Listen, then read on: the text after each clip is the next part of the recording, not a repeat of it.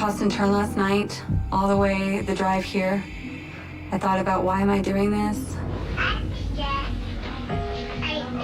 Every day when a memory pops up, I can brush it aside and push it down and forget. But to sit here and tell the whole story is really hard emotionally.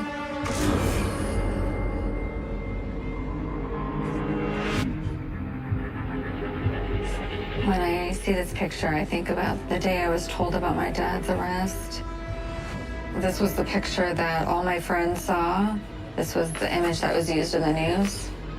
Not only did Jesperson confess to the murder, but he led authorities to the scene of the crime and produced new evidence. I used to have this recurring nightmare that I'm in a body bag and my dad's zipping me up, but I'm alive. And I wake up and I remember who my dad is. And I remember the victims. I think about the terror they must have felt the moment that they knew that they weren't going to live anymore. I think about what that must have been like to know you're going to die and that this is your last moment. If you were to tell me the date, 1995, I would tell you it was hell. What are you laughing about? Hey? My parents together were amazing. My dad was a long-haul truck driver. My mom was a stay-at-home mom. It was like a Norman Rockwell painting. My dad was charming and good-looking and playful. You could call moon boots. Oh boy. That's how I remembered my dad. After my father was arrested, people would say, "How do you not know about your dad?" And that he was capable of this. This is how I saw my dad. This was the version I saw of him. As a little girl, I had no idea that in just a couple of years that my life would be completely different. It's hard to believe that I ever felt so great, that I felt so safe.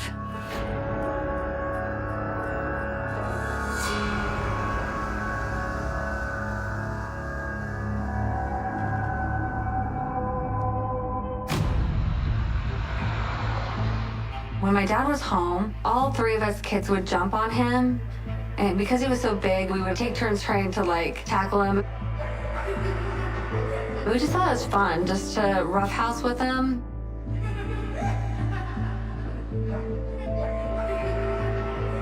But he would take anything fun and then make it into a power game. He would take my hands and shove them back on the bed. And then he would not stop tickling me. I would tell him, stop, stop, stop, I can't take it. And he would really pin me down hard, and it wasn't fun anymore. Daddy, stop! Stop tickling me! And he wouldn't stop. He seemed to enjoy it. He was really intent. He was really focused on what he was doing. And it was almost like he didn't even hear me screaming. I'm powerless to stop him. Even when I begged and pleaded for him to stop, he didn't care.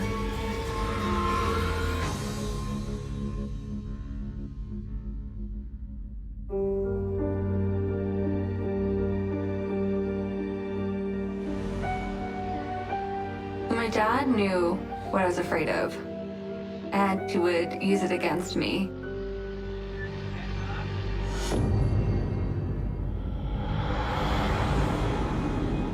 My dad liked to take us out into the woods and go hiking. He had some favorite trails that he would take us on. And this one particular trail, there's this bridge. And I was terrified of heights. Keep on. I remember as I started to cross it, my dad was behind me. And when I got to the center of the bridge, Hey, Melissa. What? and he picked me up and he dangled me over the bridge. Like he could just drop me. And I said, Dad, I'm scared, I'm scared. So I would be screaming for him to put me down, Dad, put me down, and he would just be laughing. I know he saw me in fear, and it seemed to give him a sense of control over me. He enjoyed me screaming and being terrified. When he was satisfied that I was afraid enough, he put me back down on the bridge. And I bolted and ran to the other side of the bridge.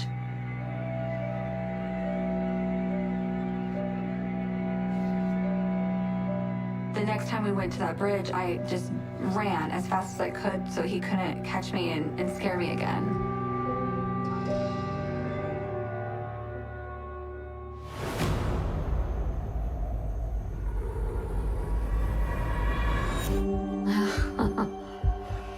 My gosh. I just loved kittens. You could tell I'm clinging on extra tight. I didn't want the cat to leave my sight. I know my dad didn't take this picture because I would have never been able to hold a cat like that in front of my dad. All of these feral animals would come onto our property, mostly cats and stray dogs, and I want to mother them, but my dad made it really clear about what animals he liked and disliked. He loved dogs. He purely hated cats. There was this one time he had just gotten home from being out on the road, and I found these little kittens, and I was petting them and playing with them. And then my dad approached me, and he said, what do you have there? It's a kitty. And then he's like, I want to play with them. Daddy, stop. And so he grabbed one of them. Daddy, please stop. I'm not gonna do nothing. Hey there. Daddy, stop. And I remember he held it up like this, and he was looking at it and playing with it. And then he just grabbed the tail, and then he started dangling it like this in front of me. And that's when I ran into the house to grab my mom.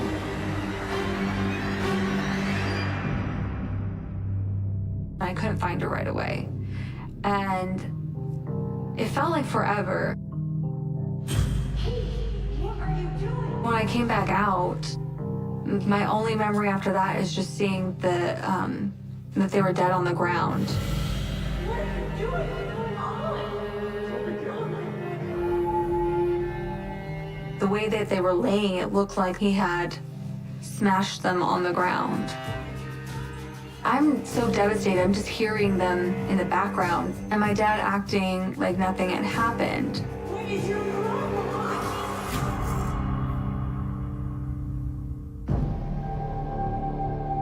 I just wish I could forget these things.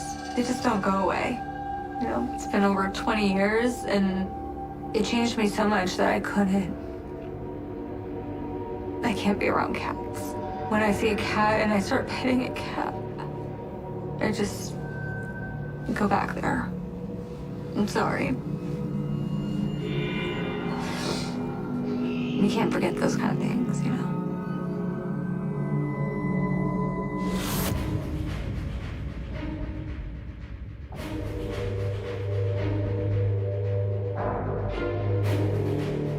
It's a good thing we passed by when we did.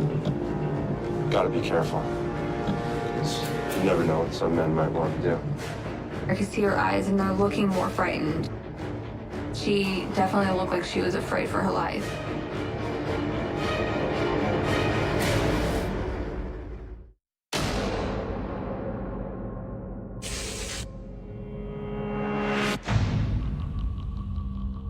I'm often asked, are you worried about your DNA? Are you worried that you're just like your dad?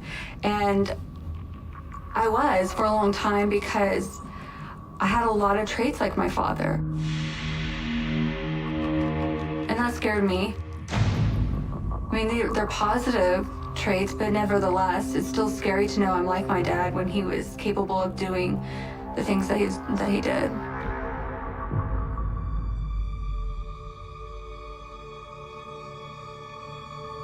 His behavior towards women started early. I had this babysitter that loved watching me and adored me. What is that? She wasn't like other babysitters that turn on the TV and just talk on the phone. She actually would play with me, and that was really special. Wait, ready? Hey guys. Time to go. Come on. It's time to go. I'll see you next time, okay?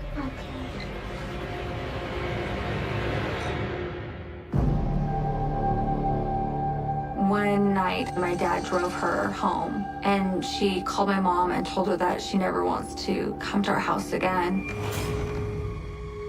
And when he came home, my mom was really angry with him. Keith, what in the hell did you do? And he continued to walk down the hallway towards their bedroom. And I remember watching my mom follow him and slam the door. And I just waited and listened. I'm taking the kids and I'm leaving. Kids stay here. I remember my babysitter never showed up again. And I would ask my mom what happened to her. And she just said that she had school, she's busy with school. Later, I would learn that he had made advances towards her. And not just advances, but he tried to assault her.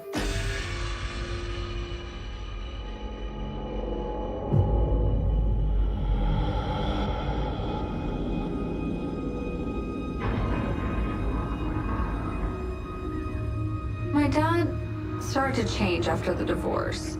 He seemed emotionally distant, like his mind was somewhere else.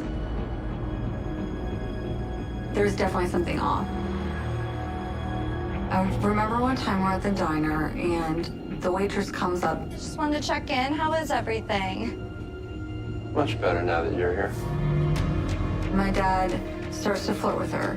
At first, it's just a little teasing banter. Just give me a wave if you need something. I know what I need. And then he starts to get more vulgar and explicit. It has something to do with her panties. Why don't you just sit over here and let me get a feel? Daddy, stop. You're making her uncomfortable. It was so explicit that the waitress would look at us and be mortified for us, as we were mortified for her. I can just imagine what we could do together.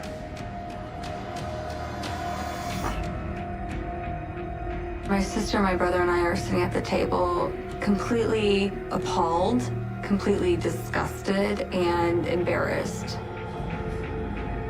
He has a smile on his face.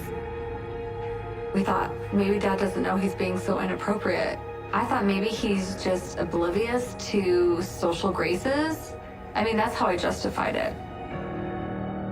It became such a regular event that every time we went to a restaurant, this would occur, and he would just laugh at me. He would just like smile at me, like it's no big deal.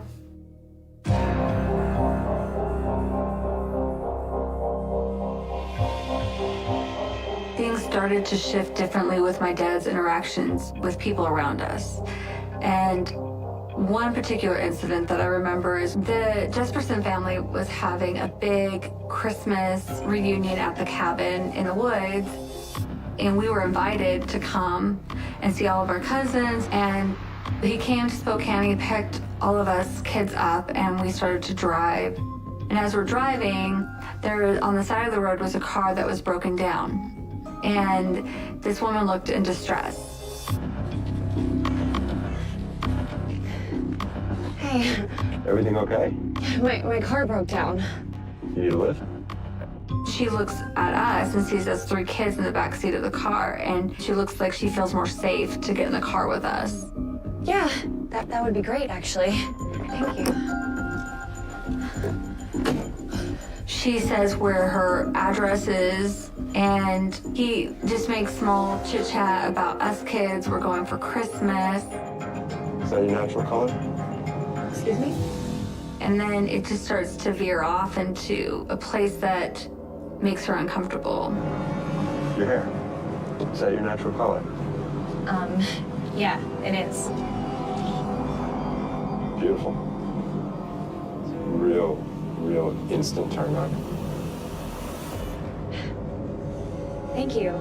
He starts commenting on her body, what she looks like, Good thing we came by when we did. how she's lucky that he came and got her, that there's really bad people out there. 'Cause you never know what some men might want to do. In the rearview mirror, I can see her eyes and they're looking more frightened. Like, what did I just get myself into? And that she wants to get the hell out of my dad's car.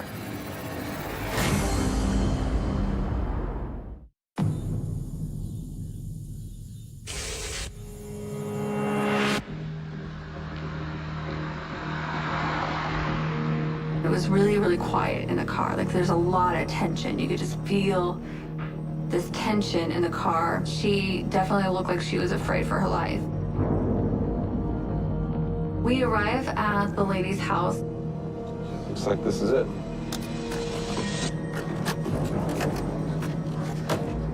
She couldn't get out of the car fast enough.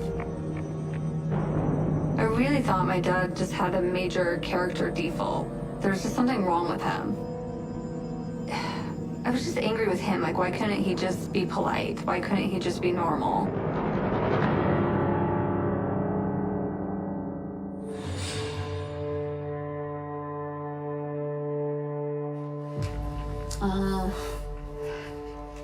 And this is my dad next to his semi-truck. This is the truck I remember going into.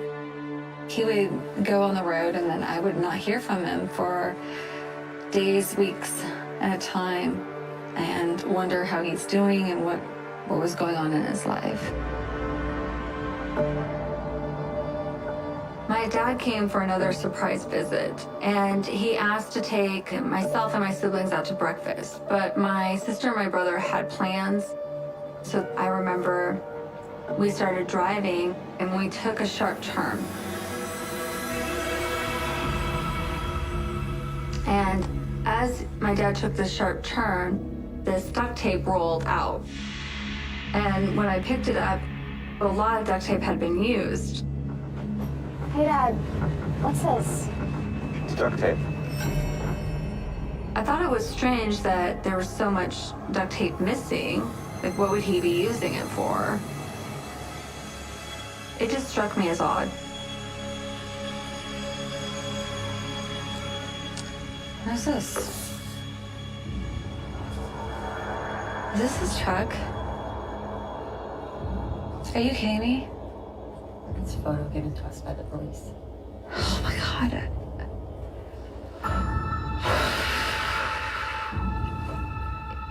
Sometimes I think, like, some memories are so bad, and you just hope they're not real.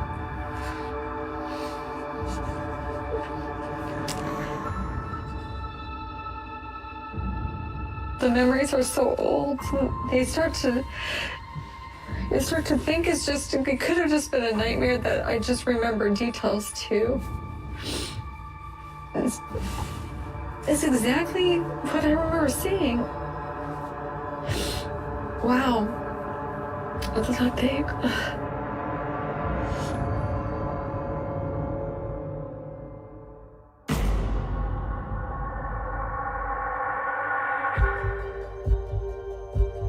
At this point in my relationship with my dad, I really didn't feel that comfortable with him. But he invited us to stay at his house for the summer. The thing about the house that was odd is that it had a really negative vibe, and sometimes I would get scared at night. It was my first night in the house. I woke up in the middle of the night and I was scared, and I felt uncomfortable. It had been a while since I slept in the same house with him, and I think that I just had a sense of uneasiness because I was in his presence the whole time. So I ended up going into the living room and I laid on the couch. And as I was laying on the couch, I was trying to drift into sleep. And when I was looking up, I started to see that there were stains on the ceiling.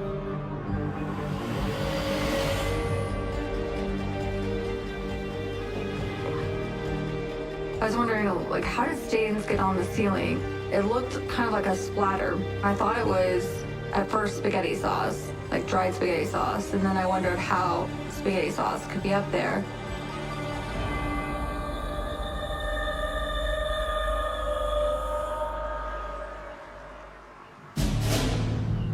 next morning, I told my dad, you have some stains on the ceiling.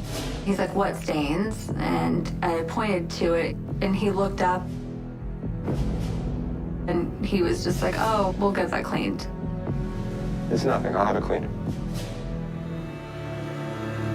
And it never occurred to me what it really could have been.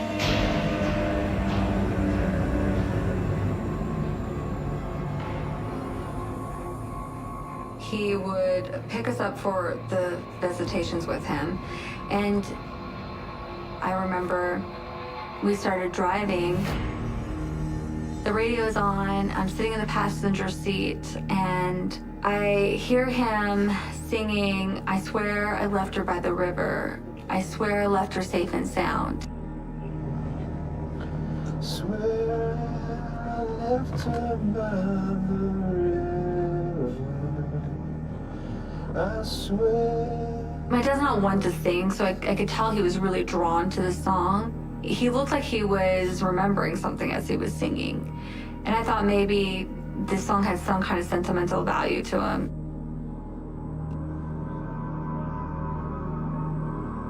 And then when the song ended, he kind of snapped out of this whatever trance he was in.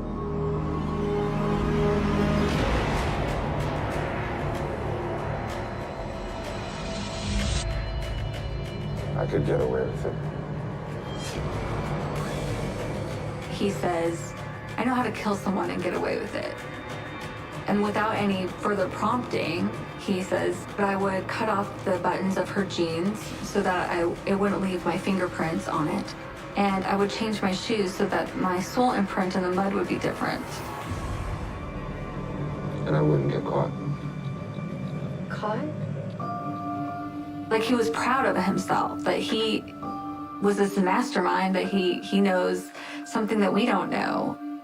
His behavior is becoming more and more bizarre. He was getting more extreme. But I never thought he could be serious about what he was saying. I remember thinking, I'm just glad that we're pulling up to the parking lot so that we could take a break.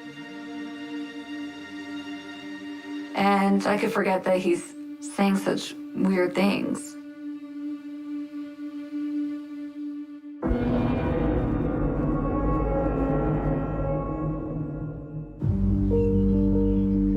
My dad said, I want you to meet someone. I want you to meet my girlfriend, Julie. She seemed to actually be able to hold her own around my dad. Okay, so. Like my dad would try to dominate her, and she seemed to be more strong than any of the other girlfriends that my dad had dated. You get me a beer. You want me to get up and go get you a beer? Are your legs broken? No. Get your own damn beer. She had this aura of confidence, and nothing really bothered her. And I thought that's a trait you need to be around my dad. Wow. Seriously? Did you know that? Yeah. Why? I thought maybe she could actually tame him and put him in his place.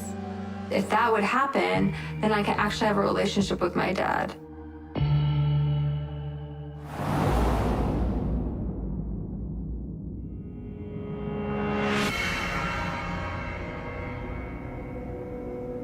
Never crossed my mind that the reports that were on the news were that close to home. There's an incident involving your father. I felt like my whole world was coming to an end. This was beyond what I would have ever thought.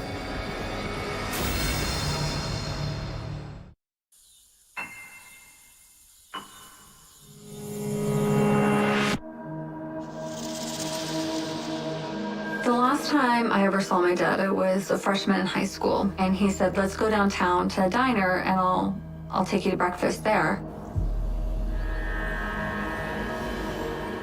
I remember feeling kind of uneasy about the whole situation. I was really done with having to endure him harassing people, but I decided to go ahead, and we both awkwardly tried to talk to each other. I've been wanting to discuss something. What is it? And that's when he said, you know, Missy, not everything is what it appears to be. Should I be worried? He said, there's something I need to tell you, but you'll tell the authorities. I need to know that you're not going to... To what? I've never seen him look so serious and so grim, too. Like, he looked like the world was closing in on him. Ken, what's going on? Never mind. I can't do this. Say it. And he said, no, you'll tell the cops. I can't. I really can't tell you. And I was taken back. So I got up from the booth and I went to the bathroom. I actually remember talking to myself in the stall, like, Melissa, like, you're overreacting. It's all right. It's not a big deal. And I finally collected myself and went back to the table. And that's when the conversation was done.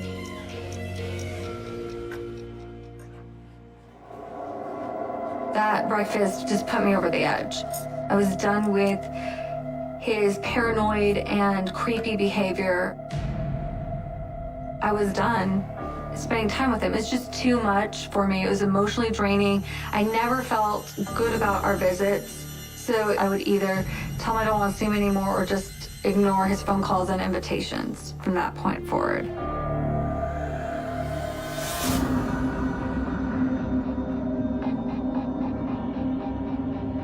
We just don't get serial killers in Spokane. Like, we don't have major crime normally. There have been multiple homicides, and that multiple police departments are working together to try and see if there's any apparent overlap in the nature of these killings, and ultimately... But there was a serial killer that was in the area, and we knew that some victims lived in our town and were missing. I was pretty nervous that there could be a serial killer because I walked to school and I was alone often. So far, they have linked 3 murders. However, police are not willing to release details of the case due to the nature of the... But it happened in Portland, it happened in Wyoming, it happened in Florida. It wasn't just in our area. So I thought that it was unlikely that it could be anybody close to me. Never crossed my mind that the reports that were on the news were that close to home. There are striking similarities between the homicides, and they are in the process of consulting with the FBI.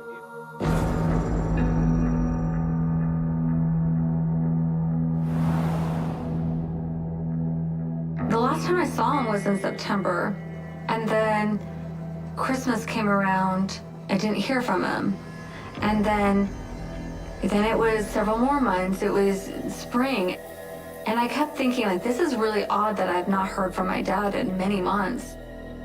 This is abnormal for even him. And one day I come home after school. Melissa? And I hear my mom calling my name to have a family meeting. Sit down. We need to talk. At first, I thought how odd it was that my mom would call all of us for a family meeting because we don't have family meetings. We weren't that type of family. What's going on? There's an incident involving your father. What happened? Is he okay? He's been, And she said, Dad's in prison. And that kind of had to sink in for a second. And then my brother said, for what? And she said, for murder.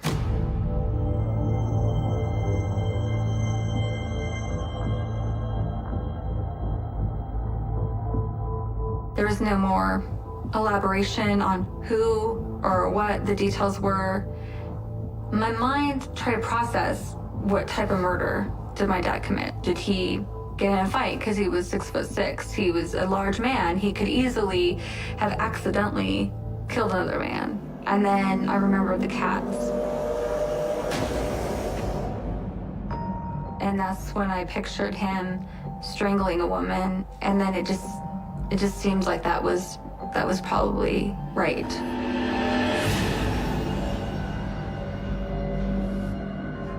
I felt like my whole world was coming to an end.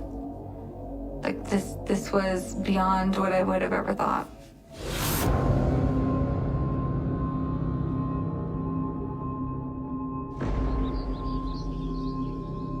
I knew I needed to get some answers, and so I went to the town's library and I started pulling newspaper articles. I wasn't expecting to see what I saw. He was in there for the murder of Julie Winningham, my dad's fiance. I actually had to read it twice. Like, it was somebody I met, and someone so innocent. This wasn't just an accident, you know, some bar fight. This was someone he was really close to. He was actually going to marry her. The hardest part was reading how Julie Winningham died. That she pleaded with my dad as he was strangling her, that even when she was pleading to his humanity, that it wasn't there. This is Julie Winningham. And this is the face that haunts me. Her eyes look very trusting. She probably doesn't know that the man she loves is who he is. I'm sure she didn't see any signs that my dad was capable of what he was capable. It's hard to look at her face. I don't want to look at it anymore.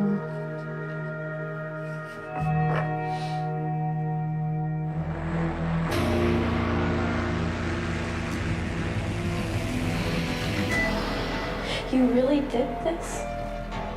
I can tell you there's all sorts of reasons. He was actually confessing more and more.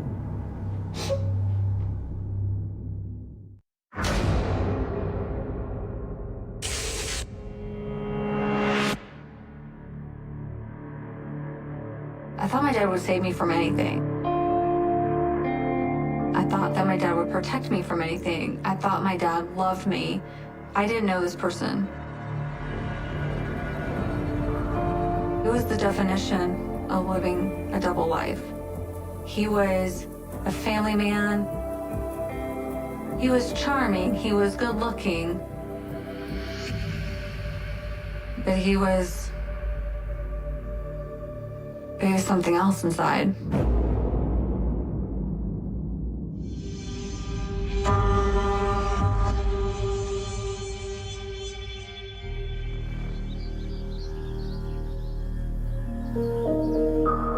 He was actually confessing more and more, so now it was not only Julie Winningham that I read, but it was potentially more.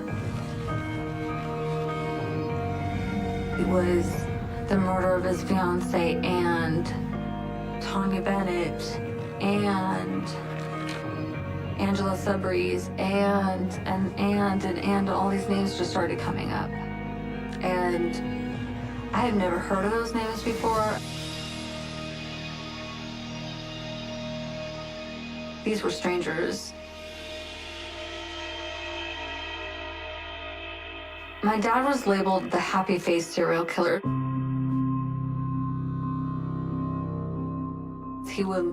He would write letters to the media, and he would give clues about different murder cases. And he would sign the end of the anonymous letter with a smiley face. I had heard that there was the happy-faced serial killer, but I had no idea that it could be my dad. I had no idea.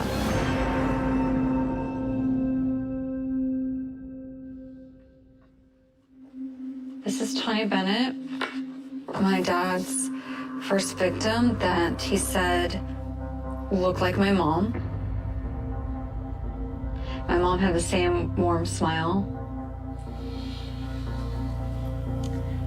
It was her blood that I saw on the ceiling.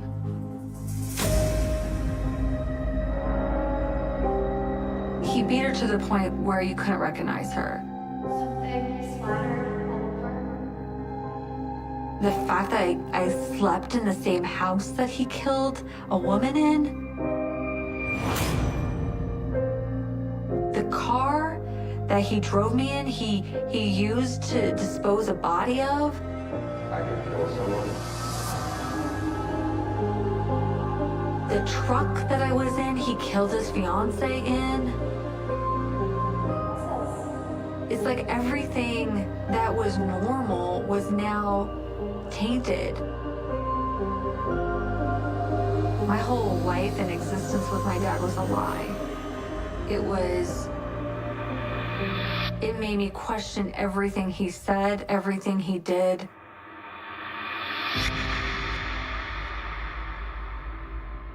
My mind was racing, trying to come up with some conclusion as to why my dad did what he did.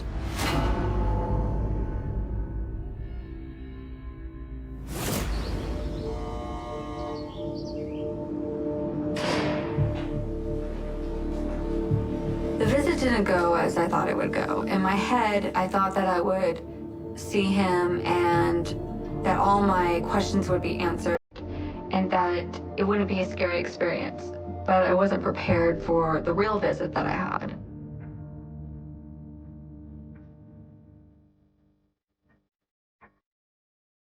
And he sat right in front of me and I thought he looked exactly like a criminal.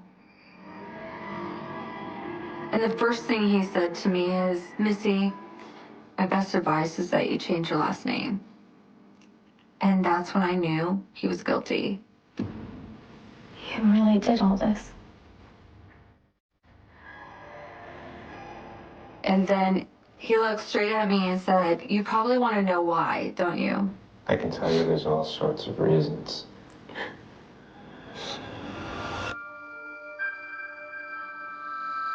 I felt that I was naive and stupid and not equipped, for the situation. And I was too much of a coward. I said no.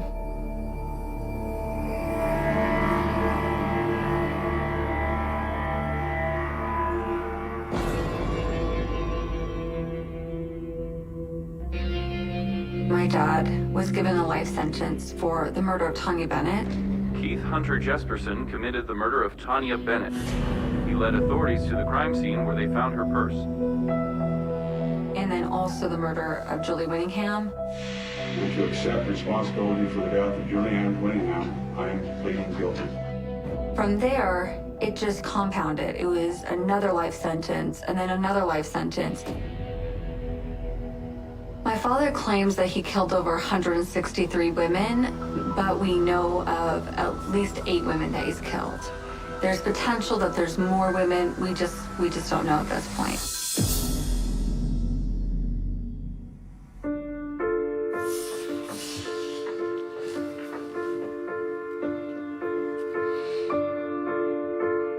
These are 2 women that are unidentified, and I know there are more. I wonder if my dad gave the description for this drawing. These 2 women, their family members don't have any answers. And yet this is 2, and there may be many, many more women that are missing that my dad had a hand in their demise. It just makes me wonder how far back did my dad start killing women? My dad went to bed next to my mom, next to my siblings, with this knowledge that he took their lives and slept fine.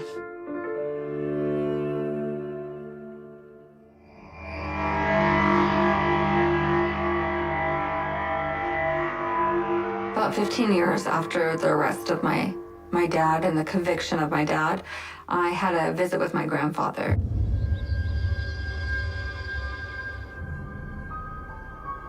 And I started asking questions about my dad. Sometimes I wonder what he was thinking.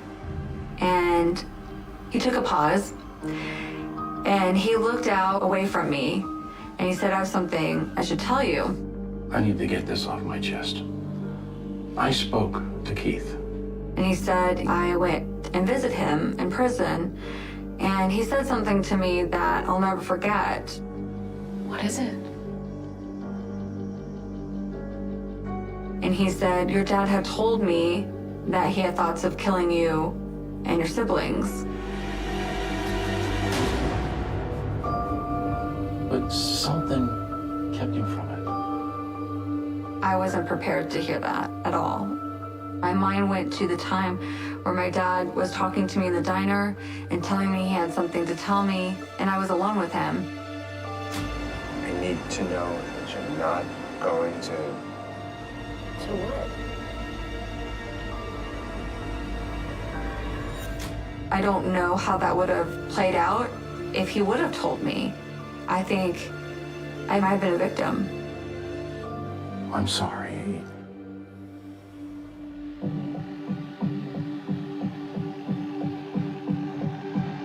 I had a hard time wrapping my head around the man I knew, the father, the loving father that I saw and experienced, to the cold-blooded killer that he's known to be. So I saw them as two split people, that one was my father and one was a stranger. But after my grandfather told me this, I now... It began with a scream that no one heard. A sound swallowed by the endless dark of a Texas highway somewhere between Waco and Abilene on a night so hot the air itself seemed to tremble. August 1989, the year the town of Pine Creek learned what silence could hide. At 10:47 p.m., a young waitress named Leanne Porter locked the front door of the Lone Spur Diner, counted her tips, and vanished into the night. She was 23, quick-smiled, known by everyone who ordered the same black coffee and slice of pecan pie she'd serve with a wink. She never made it home. Her car, a faded red Camaro, was found the next morning on a gravel turnout 5 miles from town, door-open keys still in the ignition driver's seat empty. The sheriff at the time, Bill Haney, said it looked like she'd stopped for someone she trusted. The locals whispered it had to be someone from Pine Creek. No stranger knew those back roads. When daylight came, they found one heel in the dust, a faint smear on the chrome door handle that looked like blood and nothing else. No body, no witnesses, no sound except cicadas droning in the heat. Within a week, search parties scoured the brush country deputies on horseback, volunteers beating the mesquite with sticks. The helicopters circled for days, their rotors scattering dust across the sun-cracked earth. And when nothing turned up, the story began to drift another small-town tragedy, sealed under layers of rumor and fear. Leanne became the girl on the flyers taped to gas pumps and grocery doors, the girl with the dimple in her cheek and the habit of humming Patsy Cline. Time moved, the town tried to breathe again, but Pine Creek never stopped watching its shadows. For decades, the case file sat in a metal cabinet in the basement of the sheriff's office, labeled in fading ink, Porter L. Inside photographs, gone sepia at the edges, evidence bags brittle with time, a half-empty pack of cigarettes collected from the car floor, a hairbrush, a torn receipt from the diner. The kind of file every department keeps not solved, not forgotten, just waiting for luck to come back around. The years buried it under other names, other crimes. New sheriffs came, old ones retired, and the town aged around its ghost story. Mothers told their daughters not to drive alone after dark. Truckers swore they'd seen a woman standing by the mile marker, waving, disappearing when their lights hit her. But the silence finally cracked in 2023, 34 years later, when a detective named Mara Collins opened that cabinet and refused to close it again. She wasn't from Pine Creek. She'd transferred in from Austin after a long run with the cold case unit, the kind of cop who measured years by evidence boxes and sleepless nights. When she found Leanne's file, she told her partner it felt different, too clean, too local, too possible. DNA technology had advanced. New systems could pull answers from traces once thought useless. She requested the evidence for retesting. Inside one bag was that faded Camaro door handle still marked by a smear that no one back in '89 had managed to decode. Collins sent it to the state lab in Houston. Weeks passed. Then, one morning, the phone rang. The technician's voice was trembling. "We got a hit." It matched a man named Gordon Hale, age 62, currently living 2 counties away. A mechanic widower, no criminal record, at least none that mattered.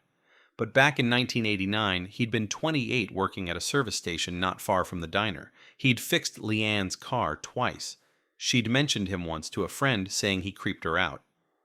That note, buried in the original statements, had been lost under decades of dust. When the warrant was signed, the past came rushing forward. Detective Collins drove to Hale's small ranch house at dawn. A porch light burned against the blue of early morning, illuminating rows of rusted engine parts in the yard.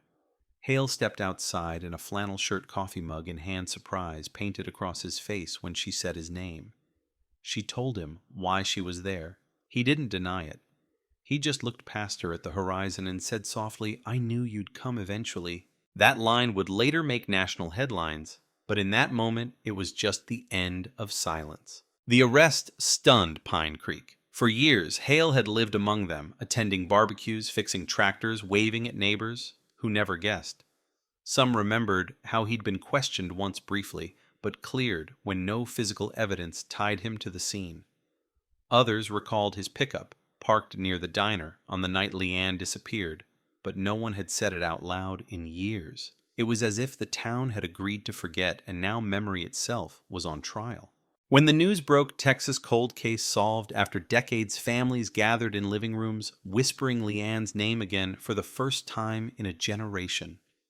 Her parents were gone, both buried in the same cemetery where a stone with no remains still bore her picture. But her younger sister, now 50, stood before cameras and said through tears, "I can finally stop wondering if she's coming home." Behind her, the sheriff's office looked older, smaller, like a stage from another time.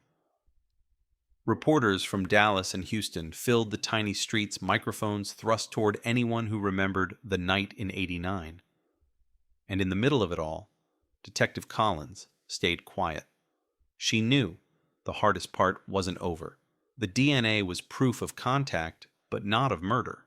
There was still no body, no confession, no explanation for how one night could vanish a woman so completely. She went back to the old case photos, studied the landscape, the turnout, the endless field where Leanne's car had sat cooling under the stars. Something in that photo pulled at her, a line of trees in the background, denser than the rest. She drove out there herself, parked where the Camaro once had been, and stepped into the tall grass. The air still held that strange electric stillness of Texas summer nights, as if time itself was holding its breath. Half a mile in, she found a dry creek bed, overgrown and silent. The soil had eroded since the '80s, cutting deeper channels, and in one of those gullies, under a layer of compacted earth, she saw something white glint in the sunlight. It was a fragment of bone. She called the team. For days they excavated that ground, unearthing what would later be confirmed as human remains, partial weathered, scattered by years of storms and roots. Among them, they found a bracelet with tiny silver hearts. Leanne's sister identified it immediately. The story broke wide open. Remains found in Pine Creek believed to be missing woman from 1989. Television trucks lined the highway. Old faces reappeared, trembling with guilt, relief, or both. The cold case had become the heartbeat of Texas news, echoing through every channel, every feed. But for Detective Collins, the discovery only deepened the unease. Hale's reaction to the arrest had been too calm, his eyes too knowing. And when she asked about that night, he gave the same answer every time she got in my truck. But I didn't kill her. No one believed him. Yet something in his tone, not defiant, not defensive, almost resigned, began to haunt her. The DA prepared charges. The media called it closure. But in Pine Creek, the word closure felt hollow. There was relief, yes, but also the echo of everything they'd chosen not to see, how a community can build walls around its secrets, how silence can outlive the truth. On the courthouse steps, under a sky that looked too bright for what was happening, Collins watched Hale led away in cuffs. She thought of the file labeled Porter L., the ink fading even as the story roared back to life. After 34 years, the cold case was solved but not ended, because even now something about it didn't fit. The timeline, the evidence, the way he'd said, "I knew you'd come eventually." And that night, when the cameras were gone and the town slept again under the hum of cicadas, Collins reopened the file and whispered to herself the same question that had haunted Pine Creek for decades. What really happened to Leanne Porter? The cell was small, gray, and cold, just like the file that brought him there. Gordon Hale sat on the metal bunk, hands, folded eyes fixed on the crack in the wall, as if it might open a door to the past. No lawyer yet, No confession, no fight. He barely spoke, except to ask for coffee. When the deputies cuffed him, he didn't protest. He didn't even ask why. Detective Mara Collins watched through the narrow glass window. She had seen guilt before the panic, the trembling, the denial, but this was something else. Quiet, calculated, as if he'd been waiting for the world to catch up. She wrote in her notebook, he expected this. The DA wanted a statement fast. The town wanted closure faster, but Collins wanted the truth. She started with the evidence. The DNA was ironclad Hale's skin cells on the Camaro's handle, his hair embedded in the passenger seat fabric. But beyond that, the trail went cold again. No eyewitnesses, no murder weapon, no cause of death, only bone fragments and memory. She replayed every photograph from '89 on the wall of her office, the Camaro under the highway light, the diner parking lot empty, except for a cigarette butt near the back door, a faint boot print in the dust. Technology had advanced, but human nature hadn't. Someone in that town knew more than they'd said. Collins returned to Pine Creek, the kind of place where gossip moved faster than the mail. The sign at the edge of town still read Population 310. Someone had crossed out the last 0 years ago. She stopped at the diner first, now remodeled, new name, same linoleum floor. Behind the counter stood a woman in her 60s, with the tired smile of someone who's seen too much. Her name tag read Darlene. "You were here back then," Collins said. It wasn't a question. Darlene nodded slowly. Leanne was like a sister, sweet kid, always humming, always trusting. She wiped the counter, then leaned closer. "You think you got him, don't you? You think that man did it?" Collins waited. Darlene's voice dropped to a whisper. "Maybe he did. But if you ask me, there's more than one monster in this town." That sentence hung in the air thick as the smell of fried bacon and coffee. Collins pressed for details, but Darlene only shook her head eyes, darting toward a man sitting at the far booth, gray-hair sheriff's badge on his belt, reading a newspaper.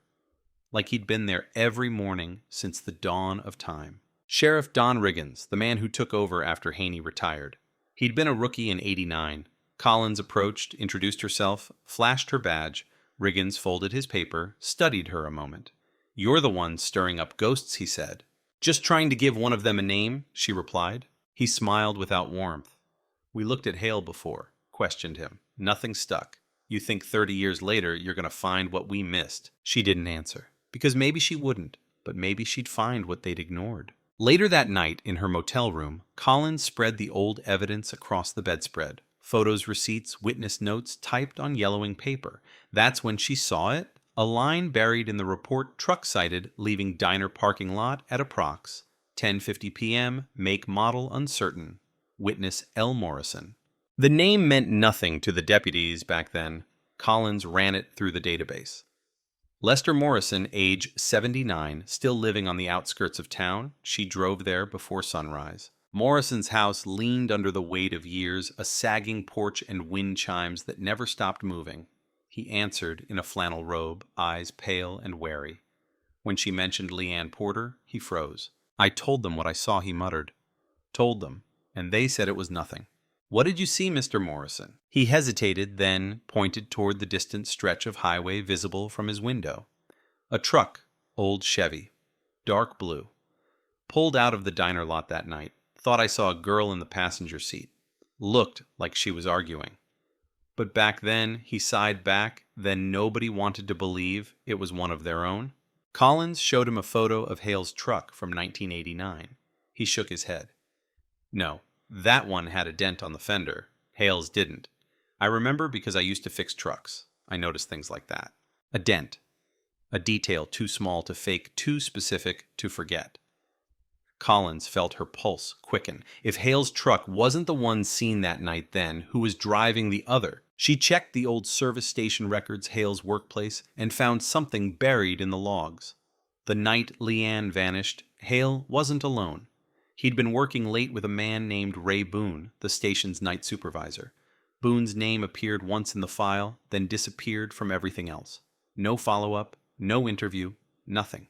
Boone had left Pine Creek in 1990, moved to El Paso, then to New Mexico. Collins tracked him down through an address linked to a P.O. box, retired 64 living quietly under a different name. When she arrived at his trailer, he opened the door before she knocked. "You're here about her," he said flatly. Collins nodded. "I am." He looked over her shoulder, scanning the dirt road, then stepped aside. The trailer smelled of motor oil and stale beer. On the wall hung a faded photograph, a group of mechanics arms around each other. Hale was there. So was Boone. "She was at the station that night," Boone said. "Her car was acting up again. Hale said he'd give her a ride home when he got off shift." "Did he?" Boone's jaw tightened. "He left with her. That's all I know." "You didn't go after them." He met her eyes. "You don't go after Gordon Hale when he's angry." The words chilled her. Boone took a long breath. He came back an hour later, alone, covered in sweat. Said nothing. Just went straight to the sink and washed his hands till they bled.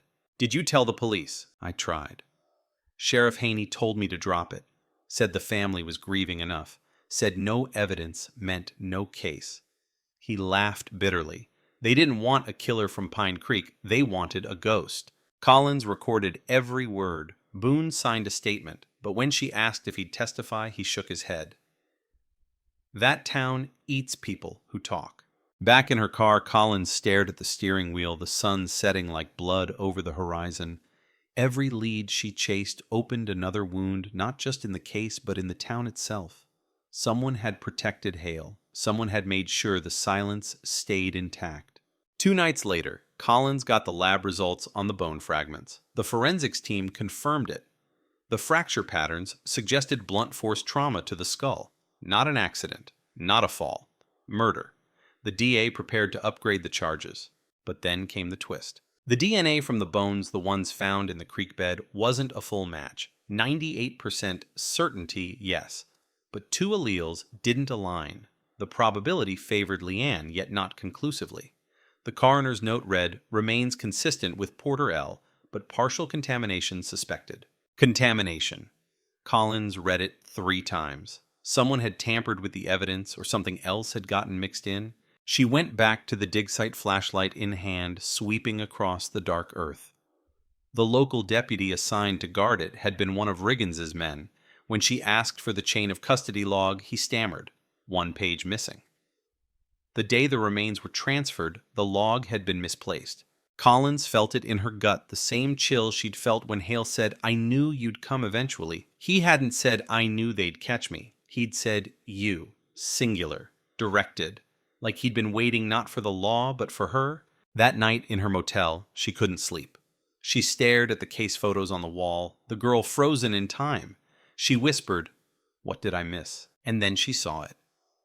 A tiny reflection in the Camaro's side mirror from the crime scene photo, a blurred silhouette, standing behind the camera, a man in uniform, Sheriff Haney. He'd been there before the scene was fully secured. Before evidence was cataloged. Before anything was locked down. Why? Collins requested the original report. The timestamp didn't match. Haney had signed the log at 6:45 a.m., but the first photo was taken at 6:02, meaning he was already there undocumented before the official team arrived. Her stomach tightened. Maybe Hale wasn't the only one who'd known Leanne. Maybe Haney had known her too. The next morning, she visited the sheriff's home now, an old farmhouse on the edge of town. Haney was 83, retired frail, but his eyes still sharp as flint. When she mentioned the photo, he smiled, slow and knowing. "I always wondered when someone would notice that." "Why were you there early?" "I got the call before dispatch logged it. Neighbor thought he saw headlights by the turnout." "Did you find anything?" Haney's hand trembled as he poured coffee. "Just a shoe. And something else I didn't write down." "What was it?" He looked up. A bracelet. Silver hearts. Collins froze. "You said you found the bracelet in 2023. He nodded. "I did, but I found it first in 1989. The silence between them stretched like wire. "You planted it," she said finally. Haney didn't deny it. The town needed peace. Sometimes peace costs truth. Outside, thunder rolled over the plains. The storm was coming. And in that rumble, Collins realized the truth wasn't buried with Leanne Porter. It was buried inside the men who swore to protect her. Rain came down in sheets that night, washing red dust into the gutters of Pine Creek, as if the town itself wanted to scrub away what it had done. Detective Mara Collins drove back from Haney's farmhouse with her wipers fighting to keep up every word of that conversation echoing in her skull. A bracelet. Silver hearts. Found twice. If the old sheriff had planted it, then the whole case, the so-called closure, was already cracking apart. By dawn, the storm had passed, leaving the streets slick and shining. Collins parked outside the courthouse, staring at the flag whipping in the wind. She'd built her career on believing evidence doesn't lie, but people do. And sometimes they build their lies carefully enough that the paperwork tells a different story. She spread the files across the desk in the evidence room, aligning every photo and report. The 1989 inventory listed a bracelet recovered on site. But in the next page, typed 3 days later, the same bracelet appeared again logged as newly discovered. 2 entries. Same item. 2 signatures. Both Haney's. She whispered, he didn't just plant proof, he built a whole illusion. Still, one question burned hotter than the rest. Why protect Hale? To answer that, she needed motive.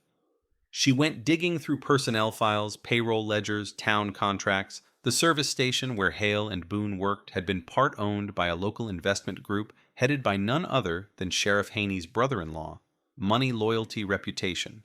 It all tangled into a net strong enough to choke truth for decades. When she brought the new findings to the district attorney, he stared at the pages, then at her.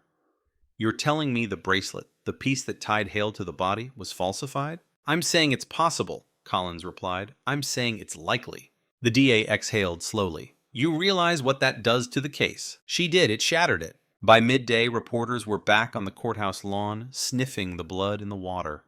Rumors of a cover-up spread faster than the rainwater drying on the asphalt. Texas Cold Case unraveling the headlines said, Evidence tampered, justice questioned. Collins ignored them. She had one last visit to make before the truth drowned completely. She went back to the jail. Hale sat in the same position as before, elbows on knees, eyes distant. The sound of keys rattling the cell door made him look up. You knew, she said quietly. He studied her, then smiled small and bitter. Took you long enough. Haney planted the bracelet. He protected you. Why? Hale leaned back against the cinder block wall, the chains at his wrists clinking softly. Because I wasn't the one they wanted to protect. It was him. Collins felt the world tilt. Haney. No, Hale said. Someone he owed. Someone the town owed. He paused. You dig deep enough, detective, you'll find bones older than Leanne's. He wouldn't say more. The guards pulled her away when her voice rose, demanding names. But as she left, Hale whispered, Look under the diner. The words followed her out into the rain-scented air. Under the diner. The old Lone Spur had been rebuilt twice fire in '96 renovation in 2010, but the foundation never changed. Collins obtained a warrant by sundown. The owner protested, but the deputies brought ground-penetrating radar scanning beneath the concrete kitchen floor. At midnight, the machine beeped, a hollow pocket 6 feet down. They drilled. The smell hit first earth, and rust and time, then bone, then fabric. Not Leanne's. Different era. Older. Female skeleton, approximate death mid-1970s. Bracelets on each wrist, cheap metal turned green. The coroner whispered Jesus. The town stopped sleeping that week. News vans crowded the lot lights, cutting through the humid dark. Another body found beneath Pine Creek Diner. Questions piled higher than the evidence boxes. Collins stood at the edge of the dig wind, tugging her hair, staring at the hole as if it stared back. 2 murders. 2 decades apart. One town pretending to forget. She ordered every employee record from the diner's first opening. In 1975, the head waitress was a woman named Marjorie Boone, Ray Boone's mother. Suddenly, everything aligned like a grim constellation. The old waitress, missing in '75, her son working with Hale. The same diner rebuilt on top of her grave. Haney covering it all to protect a family friend, and Leanne, who asked too many questions about the whispers in the kitchen, who mentioned to coworkers that she'd found something strange in the storage crawl space weeks before she vanished. Collins felt her throat tighten. Leanne hadn't been a random victim. She'd found the secret the town was built on, and someone made sure she disappeared before she could tell. She met Boone again 2 nights later, finding him sitting on his trailer steps, cigarette glowing in the dark. "Your mother," she said softly. "She worked at the diner." He nodded. "She did, until one night she didn't. You never reported her missing." "I tried. Haney came to the house, said she ran off with a trucker. My dad believed him. I didn't." Collins crouched beside him. "Leanne found her, didn't she? Or something that pointed to her?" Boone's eyes glistened. "Hale told me she saw the bracelet, said she was going to ask questions. He warned her to drop it. She didn't." "Did he kill her?" Boone looked away. He didn't have to. The wind rustled through the dry weeds. Collins whispered, "What do you mean?" He exhaled smoke that trembled in the air. "Hale drove her out to talk to scare her. Haney followed. Things got out of hand. She fell. Maybe he hit her. Doesn't matter. When he realized she was dead, he told Hale to keep quiet. Said he'd handle it. That's what Haney did, handled things. Collins felt the bottom drop from the world. And you kept that secret for 34 years? Boone's face crumpled. "You don't understand. Around here, truth gets you buried next to it." He handed her a small box, metal rusted at the corners. Inside was a Polaroid Leanne, smiling, standing in front of the diner date, scrawled on the back, August 12th, 1989. And behind her, half hidden by sunlight, Sheriff Haney leaning against his cruiser, eyes fixed on her. That was the proof Collins needed. She drove straight to the DA's office, heart pounding like a drum. By morning, a warrant was issued for Haney's arrest on obstruction and evidence tampering. But when deputies reached his farmhouse, the door was unlocked. Coffee still warm. Haney was gone. The search stretched into the hills, through abandoned barns and dry riverbeds. 3 days later, they found his truck parked by the reservoir driver's door open. Inside his badge, his revolver, and a note scrawled in shaking pen. "You can't dig up peace without burying more souls."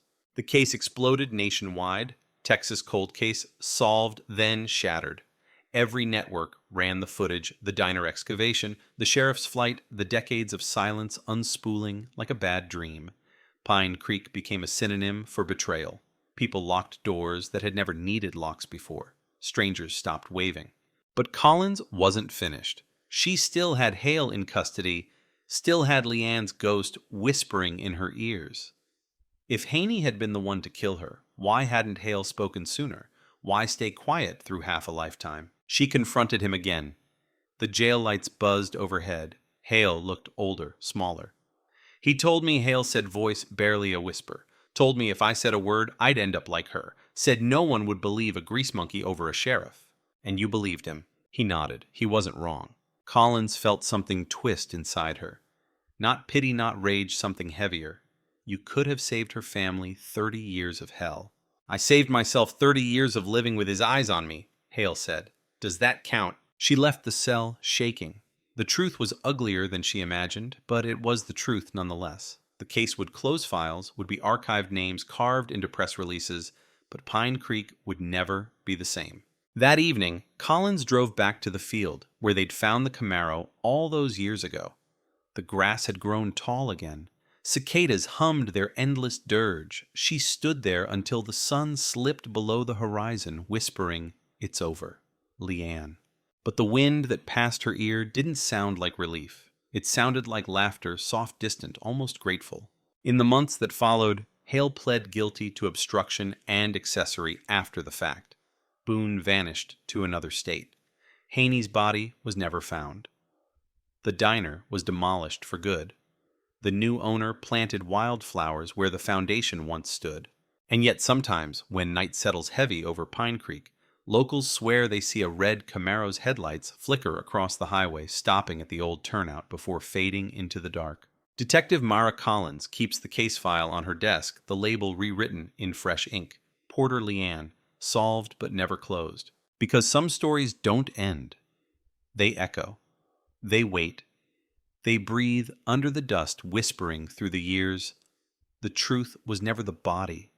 It was the silence that buried it. By the time the sun came up over Pine Creek again, the story had already escaped it. Dallas, Houston, even national morning shows were running the same headline in bold red banners, "Texas Cold Case Solved and Undone," Reporters trampled the courthouse lawn like vultures, circling a carcass. Satellite vans hummed outside the sheriff's office. Every camera wanted the same shot. Detective Mara Collins walking through the door, the woman who cracked the town's longest secret and exposed another beneath it. She hated the noise. It felt like static over a confession.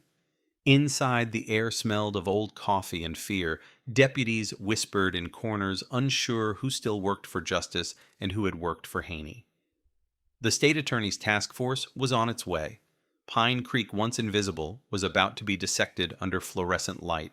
Collins stared out the window. The flag in front of the courthouse hung limp, no wind left to move it. Maybe the town had finally run out of breath. A knock at the door pulled her back. It was the DA, files in his arms, tie, crooked eyes, sleepless. State wants every document. Originals, copies, chain of custody logs, everything. They're sending auditors, Good Collins said. He set the box on her desk. Bad for you, maybe. They'll dig through your retests, too. If they find any misstep, they'll hang the whole case on it. She smiled without humor. Let them. He hesitated. Mara Haney's gone. You've already got the truth. Maybe let it rest. But truth didn't rest. It clawed at the back of her skull when the cameras left and the silence returned. Haney's note haunted her. You can't dig up peace without burying more souls. The handwriting trembled, but the intent didn't. It wasn't a confession, it was a warning. That afternoon, she drove to the reservoir where Haney's truck had been found. The air shimmered with heat, the water still and brown. She stood at the edge, staring at the surface, wondering if it was deep enough to swallow a man and keep his secrets. The dive team had searched twice, found nothing. No body, no boots, just ripples. Maybe he's under the mud, one deputy had said. Maybe he never went in, Collins had answered. Now she wasn't sure which thought chilled her more. A crow cawed from the fence post. In its echo, her phone rang unknown number.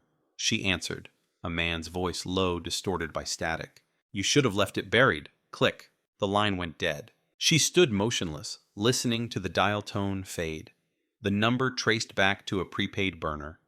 No caller ID, no trace. She filed it, but deep down, she knew. The voice wasn't Hale's. It wasn't Boone's. It sounded older, thinner, like lungs full of dust. Haney. Back at the motel, Collins pinned a new map on the wall, every place Haney had patrolled, every ranch, every hunting cabin he'd owned. She circled the reservoir, the diner, the turnout where Leanne's car was found. 3 points forming a crooked triangle. In the center, a patch of land labeled Haney Farm. Number 2 decommissioned 2001. She drove there before dawn. The road was gravel and silence. The farmhouse leaned like it was tired of standing. Weeds hid the porch. Inside, dust hung thick enough to breathe, but the smell, old motor oil coffee and something metallic, was fresh. She moved room to room with her flashlight beam slicing through the dark. In the kitchen on the table, a cup half filled with cold coffee. On the counter, a radio, still warm. The frequency dial glowed faintly red. He'd been here. She found the basement door half open. The stairs groaned. Down below, a single bulb swung from the ceiling. On the wall, rows of newspaper clippings pinned with rusted nails, missing woman in Waco, cold case solved in Pine Creek. Dozens of them cut clean, arranged in neat columns. And at the center, a photograph of her, Mara Collins, taken from the courthouse press day. Red circle drawn around her face, beneath it a handwritten line. She thinks she's found the end. Her breath caught. For a second, the basement felt smaller, the air thicker. She turned off the light and climbed back up, fast adrenaline drowning the fear. Outside, cicadas screamed in the heat. She dialed dispatch. This is Detective Collins. I found evidence Haney's alive. I'm requesting immediate backup at the old farm off County Road 17. Copy that. Detective, the operator said. Units en route. She waited. Minutes dragged. The road stayed empty. The sun slid higher, baking the fields into haze. Then footsteps behind her. She spun hand on her gun. It wasn't Haney. It was Sheriff Riggins. He raised both palms. Easy, Detective. I heard the call. Thought you might need help. Collins lowered the weapon slowly. Where's backup? 10 minutes out. Radio's spotty this far. He looked past her toward the farmhouse.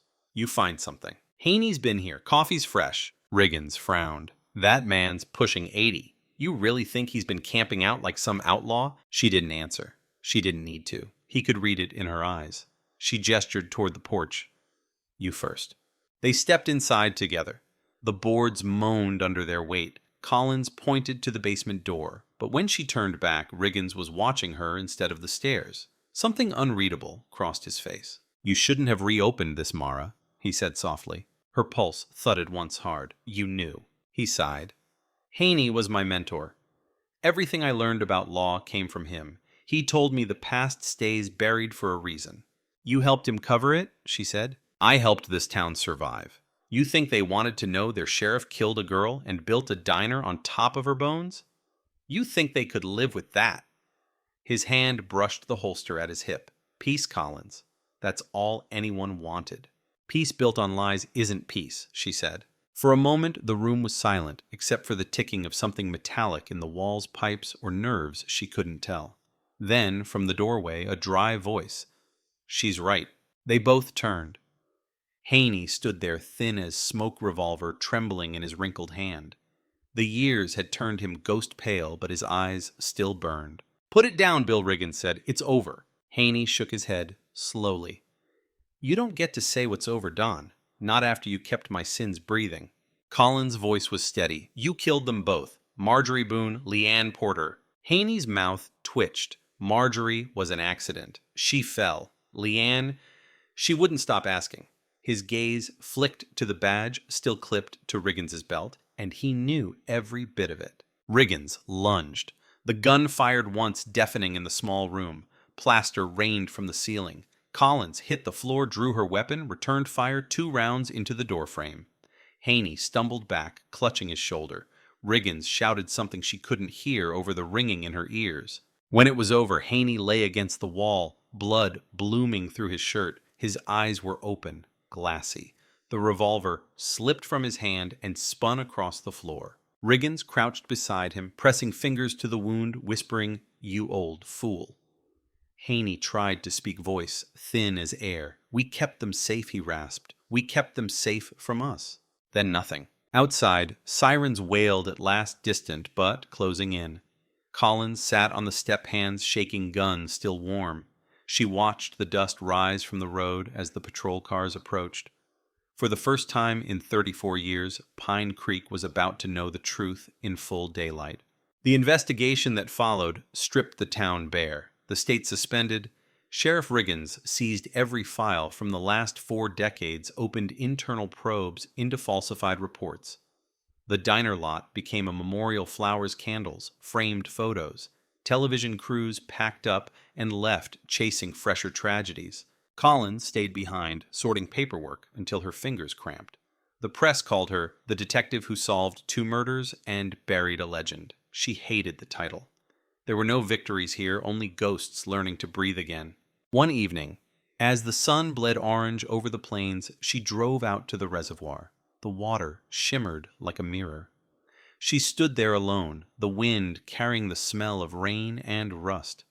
Somewhere in that reflection, she saw her own face flicker beside Haney's, a reminder that chasing truth too long makes you resemble the thing you hunt.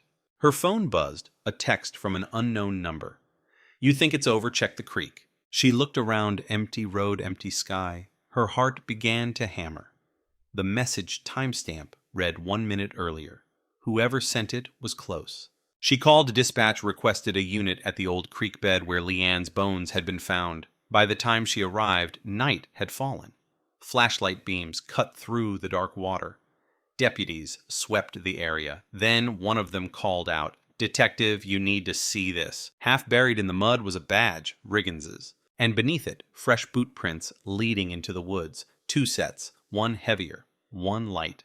The rain started again, erasing them as fast as they appeared. Collins stared into the trees, the wind whispering through the branches like voices arguing in the dark. Haney was dead. Riggins suspended. But someone else was still out there. Someone who'd walked into the creek after the bodies were found. Maybe to hide something new. Maybe to make sure the past never stayed solved. She lifted her radio voice low, steady. "This is Detective Collins. Keep the lights on. The case isn't over." The reply crackled through static. "Copy that." The cicadas screamed again. Somewhere beyond the trees, an engine started. Then silence. The headlights cut through the rain like knives. Detective Mara Collins drove slowly along the service road that snaked toward the old creek wipers, beating a steady rhythm against the windshield. The radio crackled, with voices, deputies calling in coordinates, units repositioning, but none of it felt real. The only sound that mattered was the low hum of the engine idling at the edge of the dark. The badge found in the mud lay sealed in an evidence bag on the passenger seat. Sheriff Don Riggins, the same man who claimed he wanted peace, the same man who'd stood next to her when Haney died. His badge hadn't been lost, it had been buried. Fresh mud clung to the engraving, the metal still slick when they'd pulled it out. Collins stared at it, the rain dripping from her hair, and whispered to herself, "He's not done." Lightning flared. For a second, the water shimmered silver across the creek bed. Something moved in the reeds, too quick, too human. She reached for her flashlight and stepped into the rain. "Sheriff Riggins." Her voice cracked the night. "You want to finish this? Come out and talk." No answer. Just the sound of frogs' wind and the slow crawl of thunder moving closer. Then a rustle behind her. She spun, gun drawn, nothing. The beam of her flashlight caught only rain and mist. She backed toward her car, heart pounding, every muscle braced for the next sound. But instead of movement, she saw light, faint flickering from across the creek, a lantern swaying. She followed it. The water was low but cold enough to bite through her boots. When she climbed the far bank, the light vanished. In its place, a small cabin, half-collapsed roof, sagging like an old wound. She hadn't seen it marked on any map. The kind of place you build when you don't want to be found. Inside, the air was heavy with mildew and gun oil. Empty coffee cans stacked in corners, a cot, a half-eaten sandwich, and on the wall, pinned with a rusted nail, a newspaper clipping dated that same week. Detective Collins reopens 1989 cold case. Below it, a hand-scrawled note, "You should have stayed in Austin." Her breath caught. He'd been here watching. Maybe still was. She swept the beam across the room, stopping on a set of muddy boots by the door, fresh, still wet. Then a voice from the doorway. "You never learn, do you?" Riggins stood there, drenched revolver steady in his hand. His badge missing from the bag now glinted at his chest. "You've been busy," Collins said, keeping her voice level. He smiled, a tired twist of lips. "Had to clean up what you left behind." "What I left? You turned this town into a circus. Haney's dead, the station's gutted, good men fired? All because you couldn't let ghosts rest? You buried women under diners and called it peace," she shot back. "That's not rest. That's rot." Riggins' hand tightened on the gun. "You think people want truth. They want safety. They want quiet."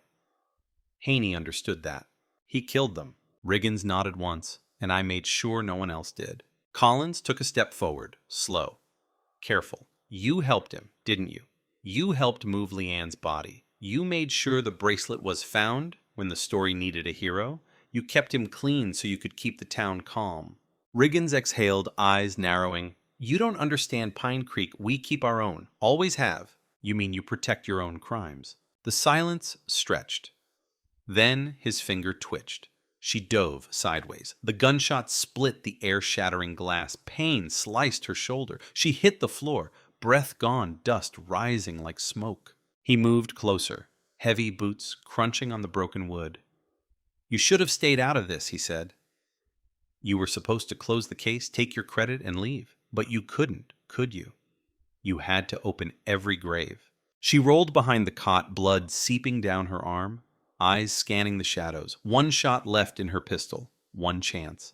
"You're right," she said softly. "I couldn't leave it. Because every grave you buried has a name." He paused. "And what's mine?" She met his eyes through the dark. The last one. He fired again. The bullet hit the wall, inches from her face. She squeezed the trigger once. The flash filled the room. Riggins staggered, gun dropping, a stunned sound escaping his throat. He fell backward, hitting the floor hard. The lantern crashed beside him, flames licking at the spilled oil.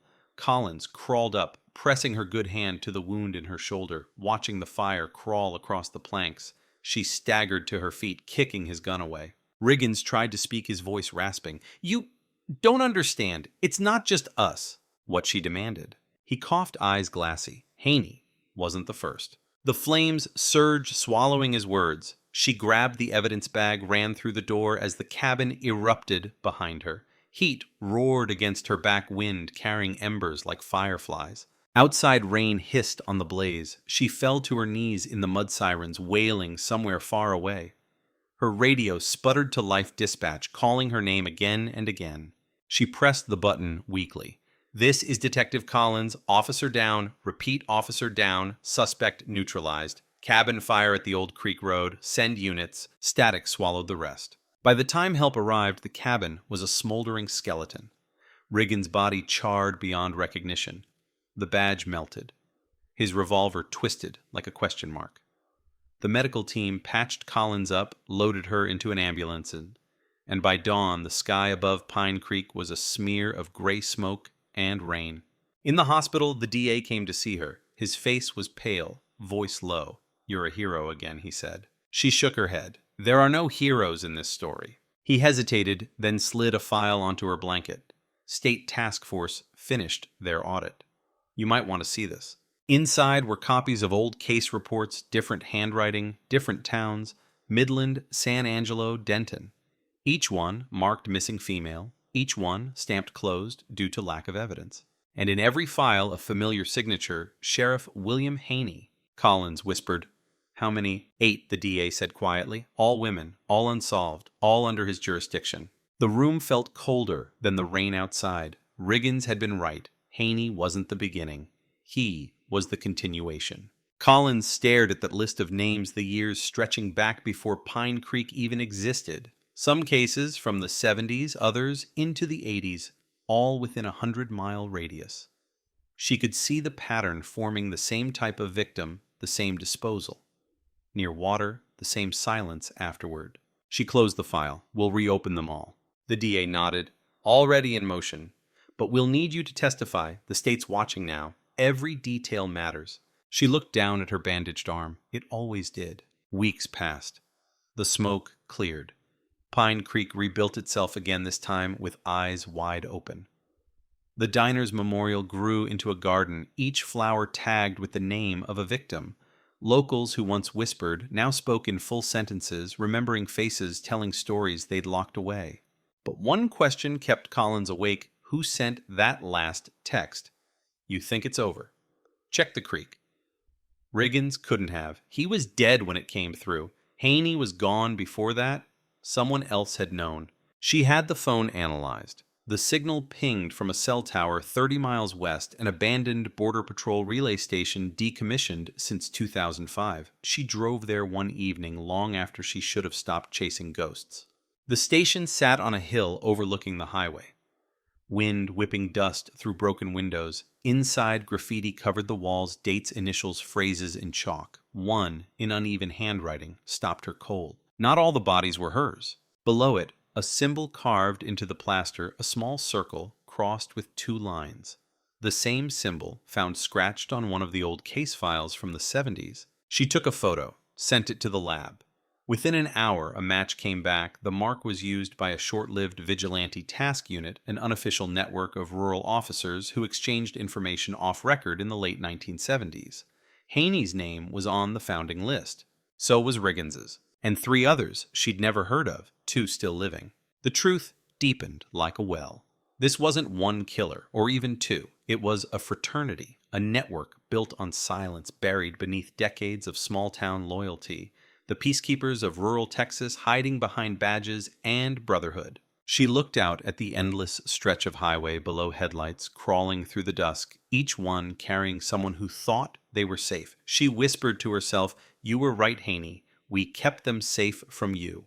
The wind carried her voice away. When she drove back toward Pine Creek, the radio picked up faint static again, and for just a second, between the noise and the hum, she thought she heard breathing. Then a voice barely above a whisper. "Still here, detective." The signal cut. Her grip tightened on the wheel. The highway ahead was empty, the sky a mirror of ash and lightning.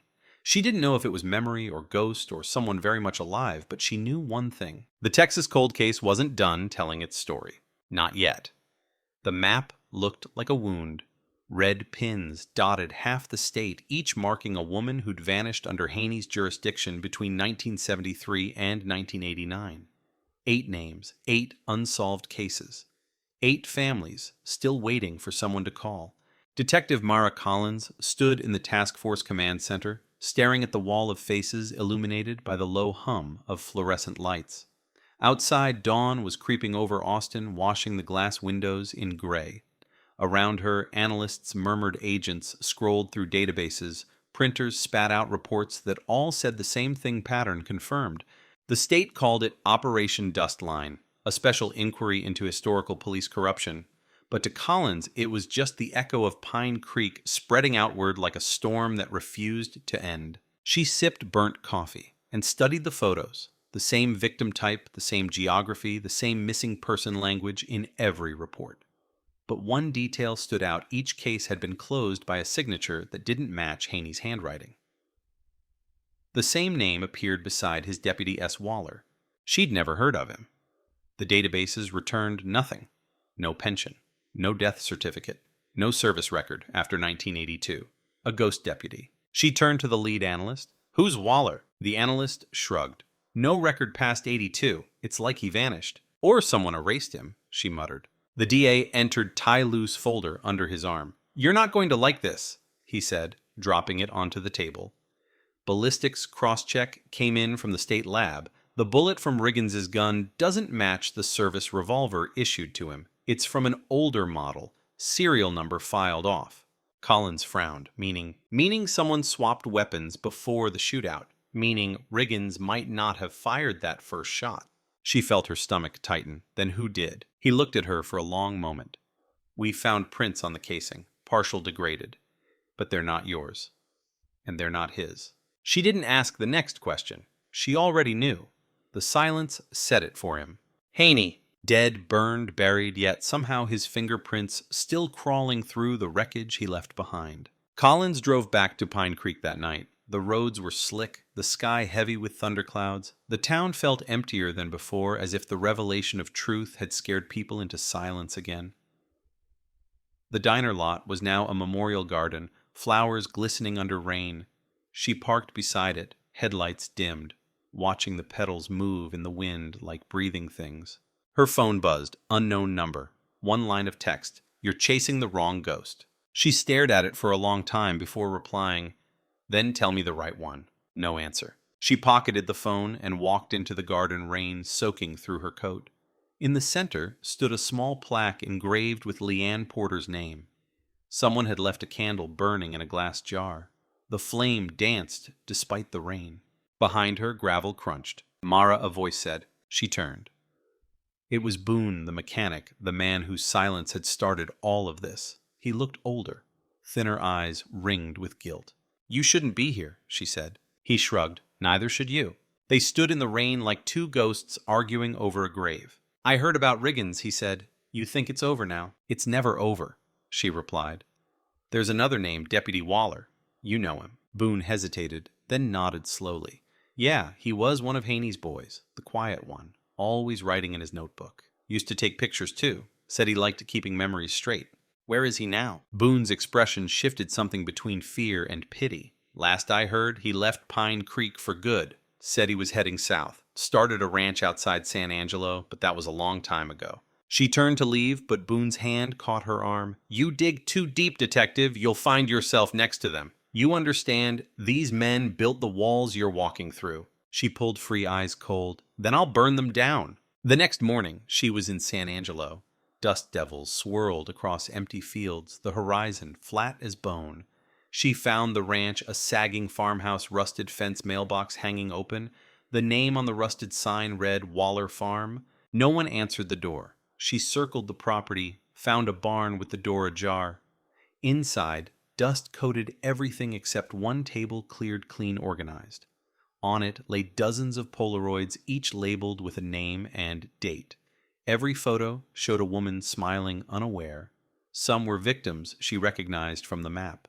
Others were strangers. Her pulse quickened. At the center of the table lay one last photo, Mara Collins, 2023. Taken from behind the courthouse, same day as the press conference. She froze. The same symbol circle with 2 crossed lines was drawn in marker on the back. "Don't move," a voice said. She turned slowly. A man stood in the shadows, tall, thin hair, silver at the temples, his face half hidden by the brim of a hat. "Deputy Waller," she said. He smiled faintly. "You shouldn't know that name." "You've been following me." "Watching," he corrected. "There's a difference." Haney was loud. "I'm careful." "Careful doesn't explain 8 dead women." He sighed, stepping closer. "You don't understand what Pine Creek was back then. Law was different. Women went missing and nobody cared. Haney wanted order. I wanted silence. Between us, we kept the peace. You killed them." He tilted his head. "We preserved the town." Her hand went to her gun. "Put your hands where I can see them." Waller chuckled softly. "Always the hero. You think this ends with me? You think Haney started something he could finish." There were others before him, others after. It's not a case, detective. It's a lineage. He reached into his jacket, slow, deliberate. She aimed, finger tightening on the trigger. He pulled out a cassette tape. "You want truth. Listen to this." She hesitated. "What's on it?" "Haney's confession and his orders." She took it carefully, gun still raised. "Why give it to me?" "Because the people above you don't want it heard. They'll bury this before the week's out. You were useful for a while, made a good story, but they'll come for you now. Every hero needs a fall." She lowered the weapon slightly. "You're lying." Waller smiled, thin as wire. "Check your badge, detective." She glanced down. A red laser dot hovered over her chest, another on his. Her blood froze. A shot cracked through the barn window. Glass exploded. Waller dropped instantly, blood spreading across his shirt. She dove behind a beam, shouting, "Shots fired, officer," down into her radio. No response. When she looked back, Waller was gone, just blood on the dirt floor, and the cassette still spinning where it had fallen. She grabbed it, ran to her car, started the engine. In the rearview mirror, she saw headlights cresting the hill, 2 black SUVs with no plates. She floored it. Gravel sprayed. The road twisted through empty fields, lightning flashing across the horizon. The SUVs followed, closing fast. One pulled alongside windows tinted black. For a moment, she saw her own reflection in the glass, then the barrel of a rifle. She swerved. The shot tore through her rear window. Another. Tires screamed. She veered off the road, crashed through a fence, the car spinning into a ditch. The airbags exploded, filling the cabin with smoke and dust. Silence. Her ears rang. She fumbled for the cassette and slipped it into her jacket, crawled out through the shattered window.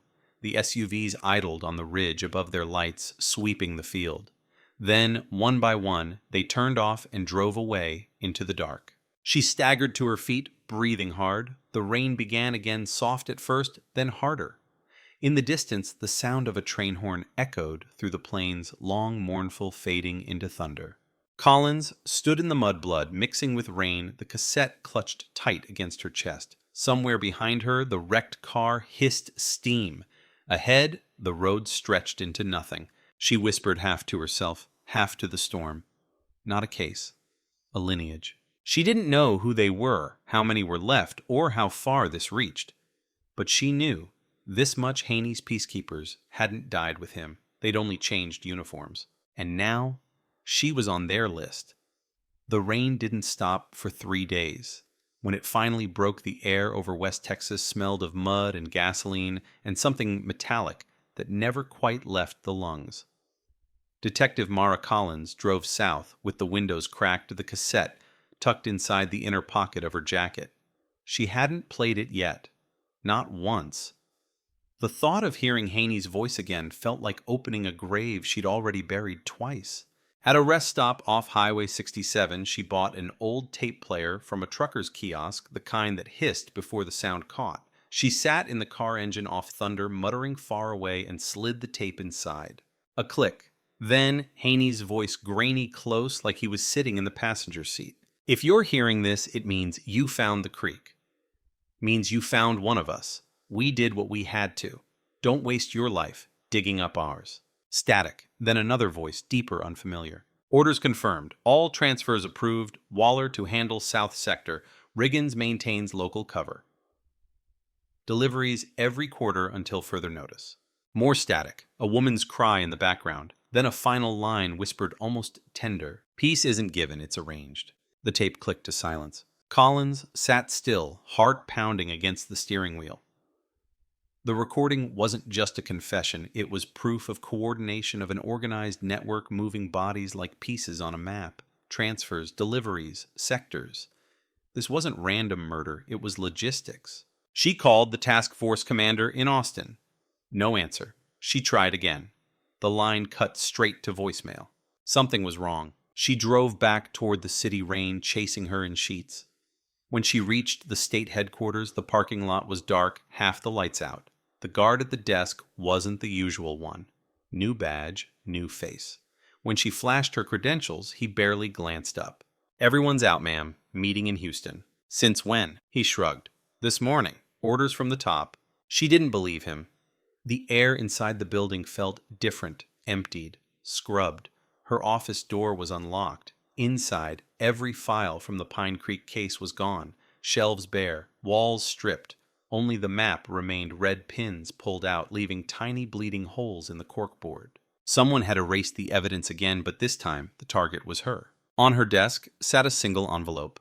No address, just her name written in black marker. Inside one photo, herself asleep in the motel bed 2 nights earlier. The note beneath it read, "We see everything. Stop." She folded the paper, slowly slid it into her pocket, and walked back out without a word. She drove all night to Dallas, the highway empty except for trucks and ghosts. At sunrise, she parked at a diner off I-20, a mirror image of the one where Leanne Porter had taken her last shift. Inside, coffee-steamed plates, clattered country music hummed low, normalcy. It almost hurt. She took a booth facing the door and dialed a number she hadn't used in years. "Detective Collins," a voice said. "Agent Lewis," she replied. "I need a favor. Quiet one." Lewis was FBI cold case liaison, someone who owed her from a long-ago homicide in Austin. She told him everything. Haney Riggins, the cassette, the erased files. There was a pause long enough for her to hear the hum of the refrigerator behind the counter. "You realize what you're saying," he finally whispered. "A cross-county network of cops trafficking. What victims?" "Not trafficking," she said. "Burying, cleaning up others' messes. Maybe hired, maybe ordered, but it's organized. And it's still active." Another pause. "Meet me. 2 hours. Dallas field office. Bring the tape." She never made it there. 40 miles outside the city, her rearview mirror filled with a pair of headlights. Too close. Too steady. She changed lanes. They followed. She sped up. They matched. When she hit 90, the car behind suddenly slowed and disappeared down the next exit. She exhaled, shaking hands, slick on the wheel. Then she looked ahead. A black SUV was already parked across both lanes. She slammed the brakes. Tires screamed. The world blurred into spinning light. When the car stopped, 2 men stepped out, suits, dark faces, hidden by rain. One raised a hand, not a gun, but a badge. "State Bureau," he shouted through the storm. "We need the tape." She cracked the window. "Show me ID." He held it close enough for her to see the seal authentic. But something about the stance, the calmness, made her skin crawl.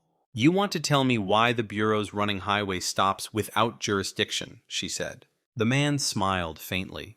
"Because you're not the only one investigating, detective, and because you're carrying evidence that belongs to the state." She didn't move. The second man approached the passenger side, tapping the glass with 2 fingers.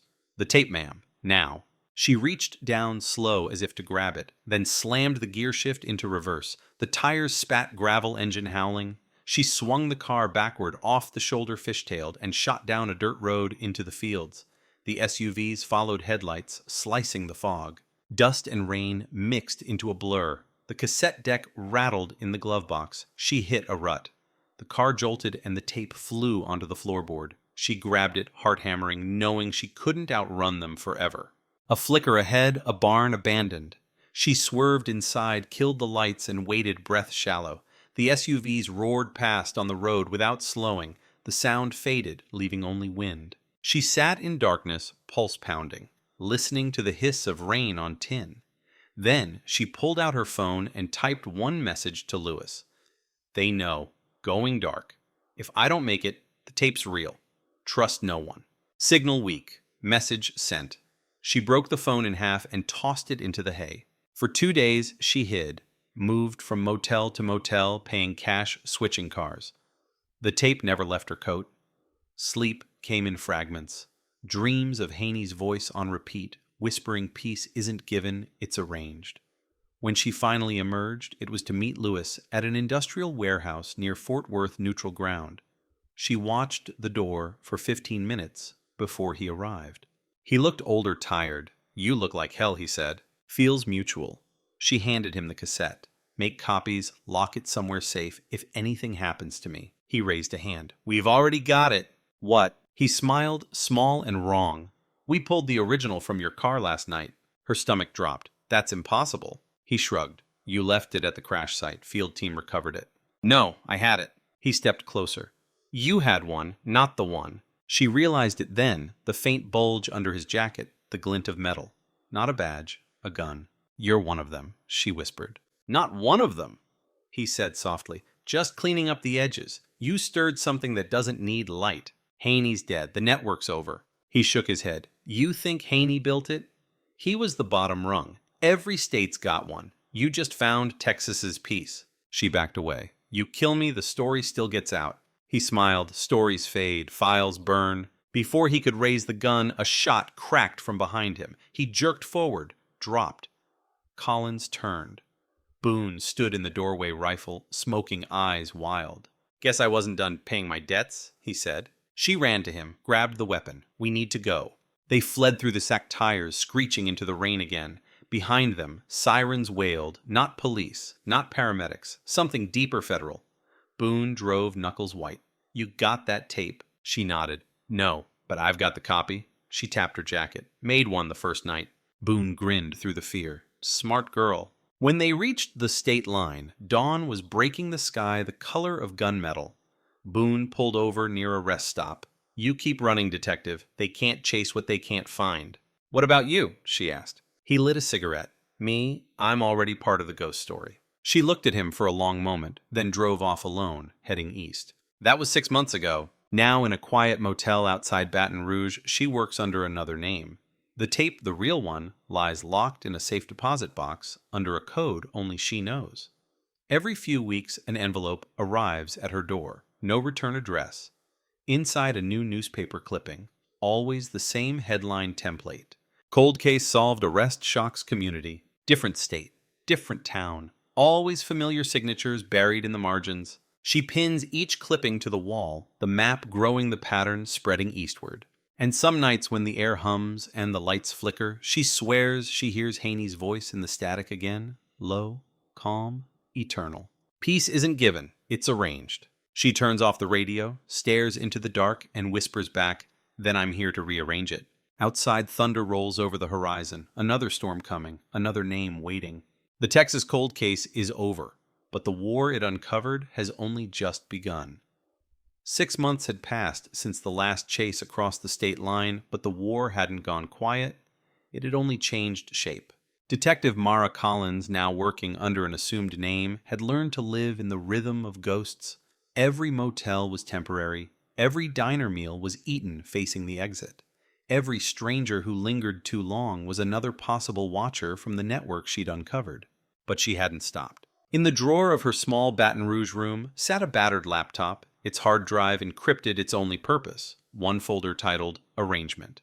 Inside scans of Haney's confession transcripts of the cassette photos of every erased report she'd recovered from Pine Creek before they'd gutted the archives. She'd spent months building a trail of backups copies hidden with retired cops, old journalists, even a preacher in El Paso who'd once investigated missing women, the kind of people the network couldn't scare anymore.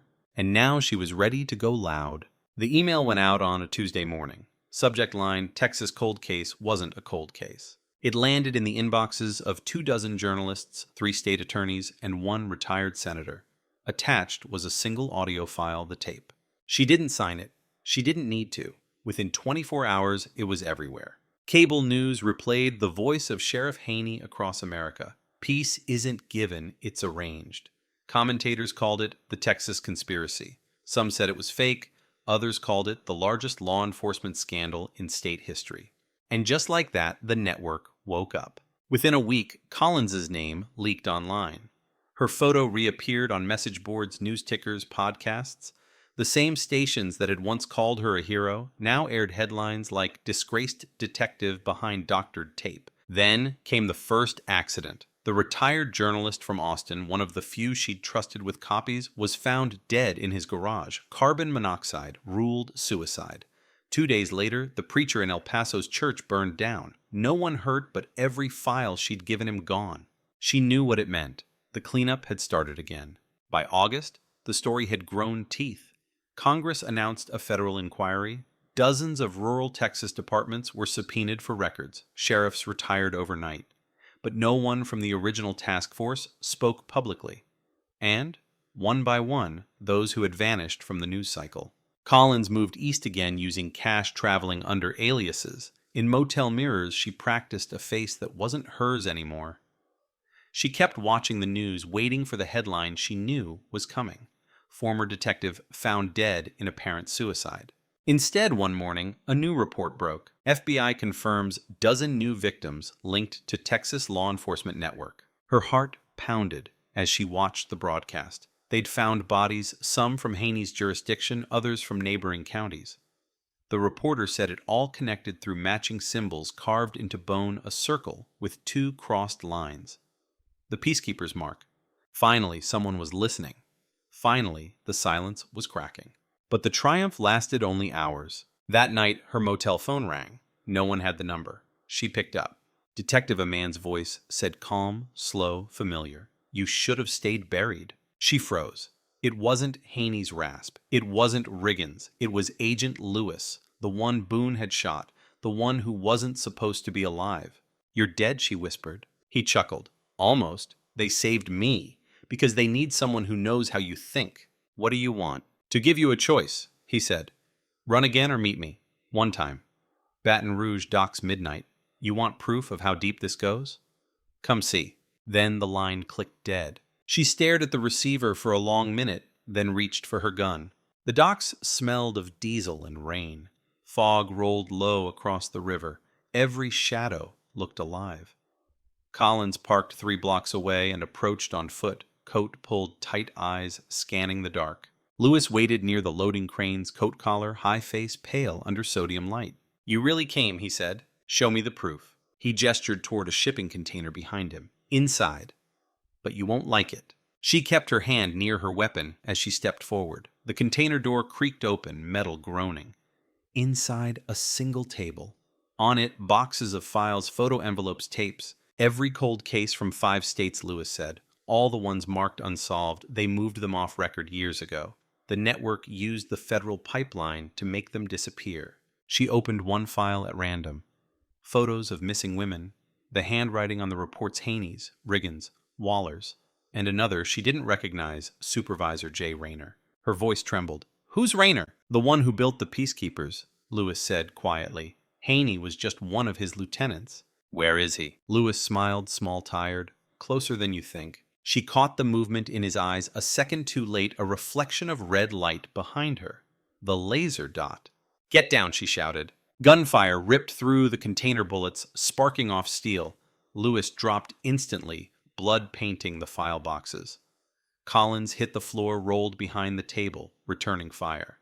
The shooters were outside silhouettes, moving like shadows, coordinated. She grabbed the nearest box, kicked open the side door, and ran. 2 more shots. One hit her shoulder, spinning her into the mud. She crawled behind a crate, clutching the files to her chest. The night fell silent again, except for the rain. When she looked back, Lewis was gone. The container doors hung open, smoke curling from inside. The files she hadn't taken were already burning. By dawn, the dock was a crime scene. Local police swarmed. Federal agents took over within hours. She was treated for a graze wound and released under supervision. The official report said no witnesses, no suspects. But that morning, she received an email from a hidden address. No text. Just an attachment labeled Rayner. Inside was a photo, taken in 1991, a group of law enforcement officials at a conference, Haney in uniform, Riggins beside him, and between them a man she recognized, the DA from her task force. He'd been Rayner all along. Collins didn't call the bureau. She didn't call the press. She called Boone. He answered on the third ring. "You were right," she said. "The wall goes higher. I found the top." "Then you know what happens next." "Yeah," she said softly. "It doesn't end with an arrest." She turned off the phone and looked out over the city. Neon bleeding into fog sirens, crying somewhere in the distance. The world below her looked clean, orderly, normal. But she knew better. Somewhere another file was being buried, another name erased, another reporter silenced. The network wasn't dying, it was evolving. She took a deep breath, opened her laptop, and began typing her next leak, not to journalists this time, but to the public. A full data dump, every file, every photo, every voice. No redactions, no permission.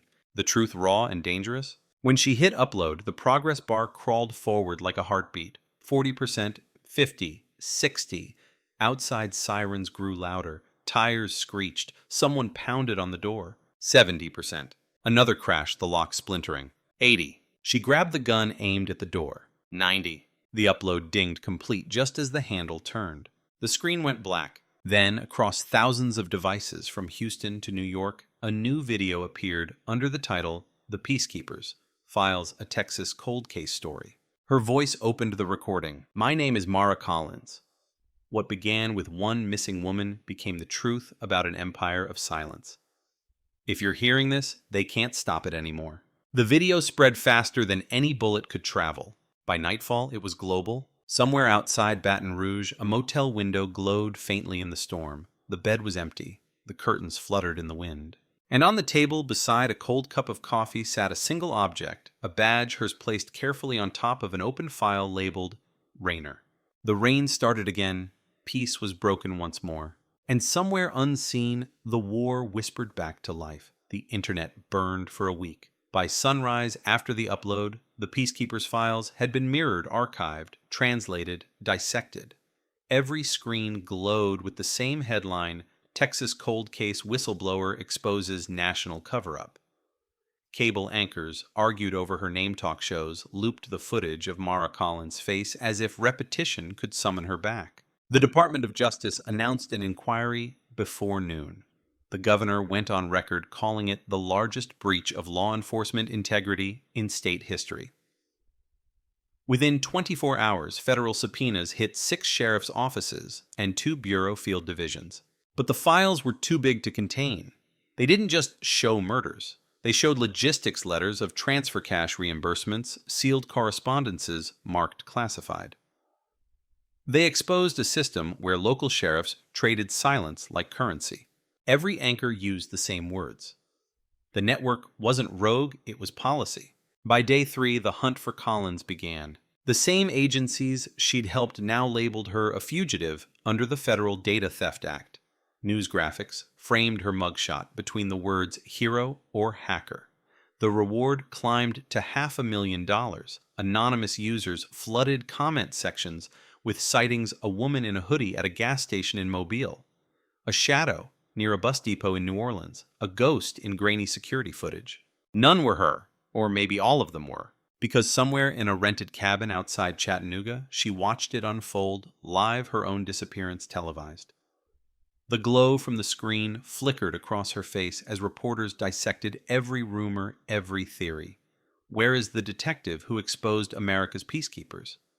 The host smiled too wide when he said peacekeepers, as if the word itself had lost all meaning. She turned off the TV and opened her laptop. The uploads were still replicating encrypted copies, bouncing between servers, spreading faster than takedown orders could reach. Her insurance policy. Every night another data node went public, another city learned a new name, another sheriff fell. But with every revelation came another casualty. A prosecutor in Amarillo found dead in his car. A journalist in Dallas struck by a hit and run. A data scientist in New York whose apartment caught fire. The list grew. The message was clear. The network was dying, but it was still dangerous. 2 weeks later, Congress opened hearings. Cameras flashed across marble halls. A retired senator trembling confirmed that rural security initiatives had existed as early as 1971. Unofficial task forces meant to maintain stability in communities overwhelmed by crime. He called them an experiment that went sideways. He refused to say who funded them. A whistleblower from the FBI took the stand next, voice distorted, face blurred.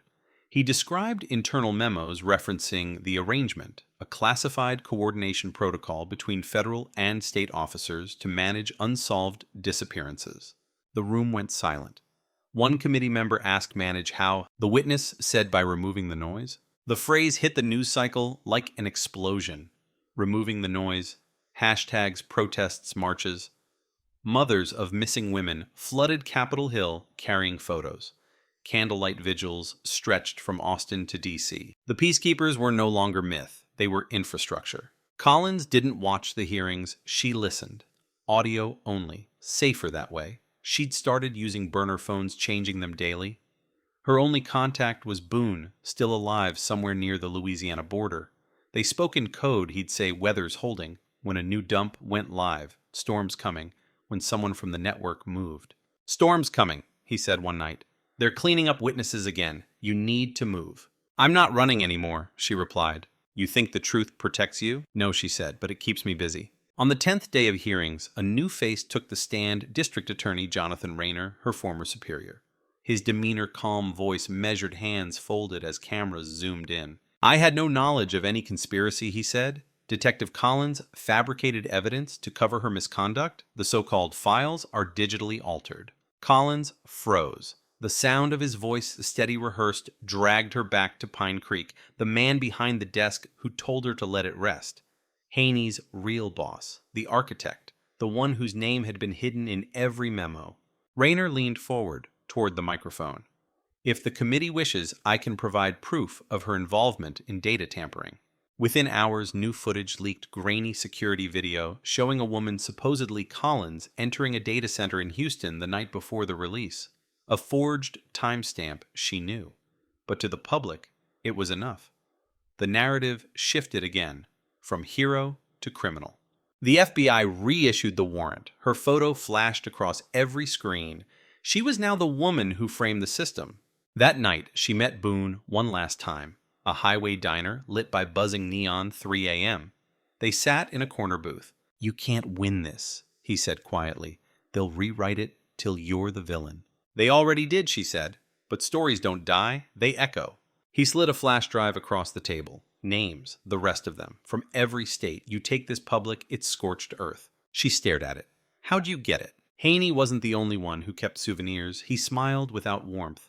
I want out. You leak this, I disappear. You won't have to, she said. They'll do it for you. He looked at her for a long time, then make it count. When she glanced down to pocket the drive, he was already gone, a half-empty cup of coffee steaming on the table. Outside, a black SUV rolled slowly past the diner windows. She left through the kitchen. By the end of the month, the Peacekeepers' inquiry had split the country. Half the nation demanded justice. The other half called it hysteria. Rayner resigned, citing health issues, but no charges were filed. Several sheriffs were arrested, all denied knowledge. The president promised reform, then moved on to the next crisis. And then came the leak. Not from her. From everywhere. The flash drive Boone had given her went live on darknet servers mirrored across universities, human rights groups, foreign media. Thousands of documents. Dozens of names. The full skeleton of the arrangement. It didn't name every killer. It didn't solve every case, but it burned the veil off an empire of silence, and at its center, still visible through the smoke, the first headline that started it all. Texas cold case solved arrest after decades leaves family in tears. A single story that unraveled a nation. Weeks later, Collins stood in another crowd, unrecognizable hood, pulled low as the memorial bell tolled outside the new National Inquiry Office in Austin. Reporters called it the Day of Names. Screens displayed faces of every known victim from the Peacekeepers' files. Flowers lined the steps. The anchor's voice trembled. For the first time in 30 years, Texas officially acknowledges systemic corruption in its rural law enforcement programs. The camera panned across the crowd, and for a heartbeat, her own reflection flashed in the screen. Older, thinner eyes, hollow, but awake. Proof she still existed. She turned away before anyone noticed. As she walked down Congress Avenue, her phone buzzed once in her pocket. No number, no text. Just a single image. A red circle, 2 crossed lines. The Peacekeeper's mark. She stopped staring at it as the city around her moved like nothing had happened. The sky above burned with the color of steel. Then she smiled, small, tired, defiant, and deleted the message. Because the world finally knew, and if they were still watching, they'd have to do it in the light. By autumn, the air in Austin tasted of gunpowder and rain. The hearings had moved from conference rooms to a converted arena downtown. National broadcast lights, cameras, crowds pressing against the barricades, every entrance guarded by state police, every word scripted, every silence louder than truth. And still behind the headlines and the talking points, one ghost refused to stay buried. Her. Mara Collins had been gone 8 months, declared a fugitive, presumed dead after an unconfirmed explosion on a Louisiana back road. But that morning, before the first gavel struck, a woman in a gray coat walked through the crowd, unnoticed, head-low pass, clipped to her jacket under a different name. The security scanner blinked green. The guard waved her through. No one recognized the detective who had started it all. She climbed the arena steps, blending into rows of reporters. On the stage below, Jonathan Rayner took his seat. Same calm expression, same precise gestures, as if the months of chaos had polished him instead of scarred him. The chairman's voice boomed. Mr. Rayner, for the record, were you at any time aware of the existence of a network known as the Peacekeepers? Rayner folded his hands. Rumors, nothing more. No sanctioned program ever bore that name. Collins felt her pulse in her throat. On the table in her lap sat a small audio device, one of the copies Boone had made before he vanished. Inside it, the rest of Haney's confession, the part she'd cut before the leak, the part that named the architect. Rayner. She waited as the questioning dragged on, politicians circling like vultures, each pretending shock, each pretending ignorance. Cameras panned, applause rose, and beneath it all, she heard Haney's words in her memory.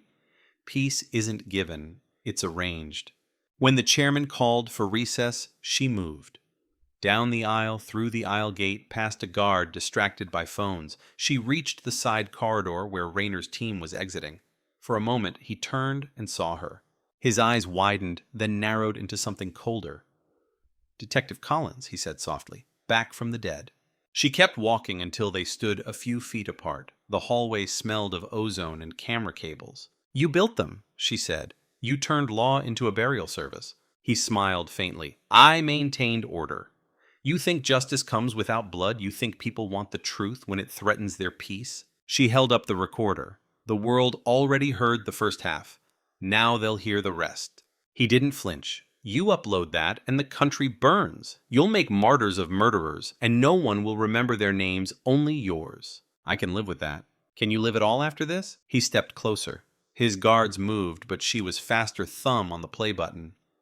Haney's voice filled the corridor, echoing against marble. Orders came from Rayner himself. Said every state needs its peace. Said we clean the noise. The hallway froze. Reporters turned. Cameras pivoted. The words carried through open doors straight into the hearing chamber microphones. Every feed went live. Millions watching. Silence broken. Rayner lunged. The nearest officer grabbed his arm. Another reached for her, shouting for security. Chaos surged. The recorder hit the floor, still playing. He called it the arrangement. He said peacekeepers never die, they promote. The crowd outside the chamber roared. Flashbulbs exploded. The guards dragged Rayner back as he shouted over them. "You think this ends with me? You have no idea how deep it goes." Collins slipped through the confusion down a side stairwell, heart hammering. Outside, sirens wailed. News vans swarmed helicopters, circled like metal vultures. The leak had just gone live again, but this time from within the Capitol itself. By nightfall, every network replayed the clip. Rayner named in Peacekeeper scandal. Analysts called it the end of an era.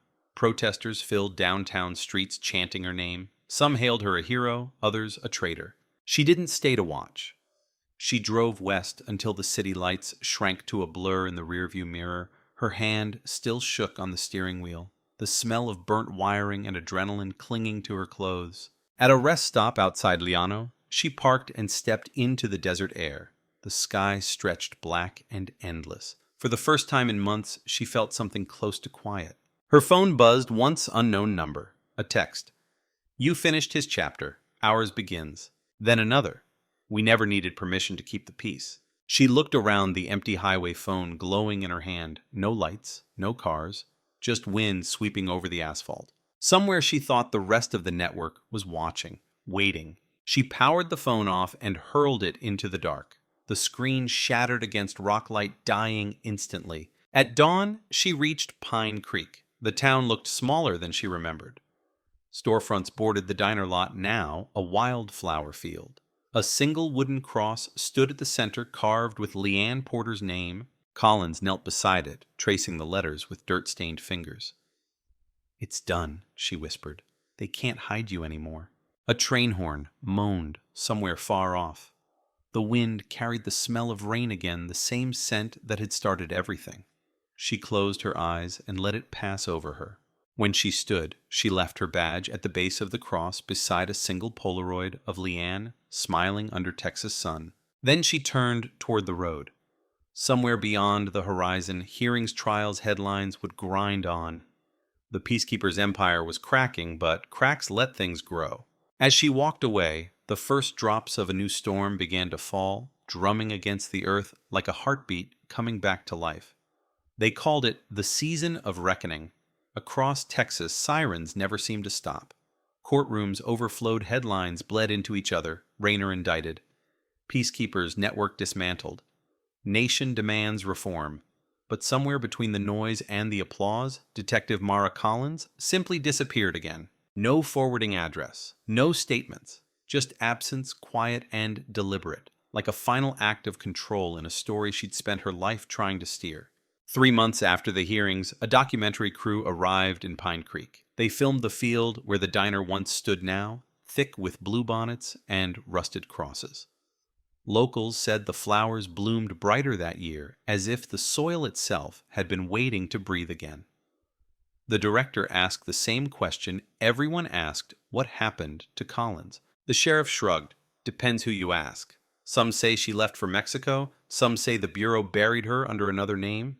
Some say she finally got peace. The camera turned toward the wind-empty road, cicadas humming, and stayed there longer than it should, as if expecting her silhouette to appear at the curve. In Washington, the Peacekeepers Act passed with bipartisan urgency. New oversight boards, civilian review panels, a public database of cold cases reopened under federal supervision. On paper, it looked like victory. In practice, it looked like fatigue. Rayner pled guilty to conspiracy, his plea bargain trading names for life in a protected facility. He never reached sentencing. Heart attack, the report said. Waller's remains were never found. Boone's pickup was discovered abandoned near the Sabine River Keys in the ignition cigarette, still half burned in the ashtray. The network was dead, the headline said. But every detective who'd ever worked a cold case knew better. The dead don't vanish. They just get quieter. And then came the letter, delivered to the Austin Herald newsroom without return address, typed on an old Remington ribbon, ink faded at the edges. 2 paragraphs unsigned. The editor read it twice before realizing who it had to be. Truth is not justice. Truth is exposure, light strong enough to bleach the stain so others see where it was. Justice is what people build afterwards if they still have the courage. Don't stop digging. Don't let them rename the graves. At the bottom, a single symbol drawn in pen, a circle with 2 crossed lines, then slashed through once as if broken. They published the letter the next day. The world called it the Collins Manifesto. The response was immediate. Anonymous data drops flooded the web files from counties outside Texas, old homicide logs suddenly reappearing, names of missing women cross-referenced with officers long retired. Some proved real, some fake, all unstoppable. The movement took a new name, rearranged the piece. Students marched under banners painted with her words. Former deputies stepped forward to testify. For the first time, people looked at the small-town badges not as shields, but as mirrors. But legend has a way of erasing the person it crowns. In New Orleans, a motel clerk swore he'd rented a room to a woman matching Collins's photo hair, shorter limp on her left side. She paid cash, asked for a corner room, left before sunrise. 2 nights later, the same clerk found a cassette tape under the bed. No label, just a date. Leanne, August 17th, 89. He mailed it to the local police. It never reached them. Some say federal agents intercepted it. Some say it sits in a vault marked unverified evidence. Meanwhile, the reopened cases spread beyond Texas, Oklahoma, Arkansas, Louisiana. Each uncovered another ring of silence, another sheriff who'd looked the other way. The public wanted villains. The system gave them scapegoats. And somewhere beneath it all, a quieter truth persisted that none of this had started with one man or one town. It had started with the simple comfort of not wanting to know. One journalist phrased it best during a live broadcast. The Peacekeepers weren't an organization. They were an instinct fear disguised as order. Late one night, the archivist for the National Inquiry, young, exhausted eyes red from scanning thousands of files, opened a box mislabeled audio evidence hash 47. Inside a microcassette wrapped in cloth, he played it out of habit. Static, wind. Then a woman's voice, calm, steady, unmistakable. If you found this, it means the world moved on. Good. But remember, silence doesn't end when the guilty die. It ends when the living stop obeying it. My name doesn't matter anymore. Theirs do. A pause, then softer. Tell Leanne it's quiet now. The tape clicked off. The archivist sat there for a long time before labeling it recovered source unknown. He never mentioned it again. 5 years later, Pine Creek held its first truth vigil. Families of victims gathered under the rebuilt diner sign, candles and hand photos fluttering in the warm night wind. The mayor read the list of names, a loud voice breaking halfway through. When he finished, the crowd turned toward the field. A storm brewed on the horizon, lightning tracing pale veins across the clouds. For a heartbeat, one flash illuminated a figure standing by the crossline, coat flaring hair lifted by wind. Then darkness again. Some said it was reflection. Some said imagination. Some said she came back to make sure the flowers kept growing. No one approached. No one needed to. The Herald ran a final story that week. Peacekeepers' legacy from cover-up to culture change. It began with one woman asking what happened to Leanne Porter. It ended with a nation asking what happens when law forgets its purpose. Detective Mara Collins remains officially missing. Her work continues in every reopened file. Beneath the headline, a single still frame from the original investigation, Leanne smiling beside her red Camaro Texas sun glinting on chrome, the caption read, "For every story that ends, another begins with someone refusing silence." Somewhere out on Highway 84, long after midnight, a pickup rolled slow through the rain. Inside, a woman drove with the radio off, window cracked just enough to let the storm breathe. The road signs passed like ghosts, Waco, Abilene, Pine Creek. She pulled over near the old turnout headlights, cutting across the wild grass, where a Camaro once cooled under starlight. She stepped out, boots sinking into wet earth, and whispered to the dark, "It's over." The wind answered with the faint hum of cicadas and the faraway whistle of a train. She smiled, small, almost peaceful, and for the first time didn't reach for the gun under her coat. Then she climbed back into the truck, turned east, and vanished into the rain. In the end, the case file reads simple. Porter Leanne solved, Collins Mara location unknown. But among the detectives who still speak her name, there's a saying whispered whenever a cold case warms again. Light the match, rearrange the piece. Because somewhere in every quiet town with one missing name too many, the story of the Texas cold case is still telling itself. And it always ends the same way, not with silence, but with someone listening.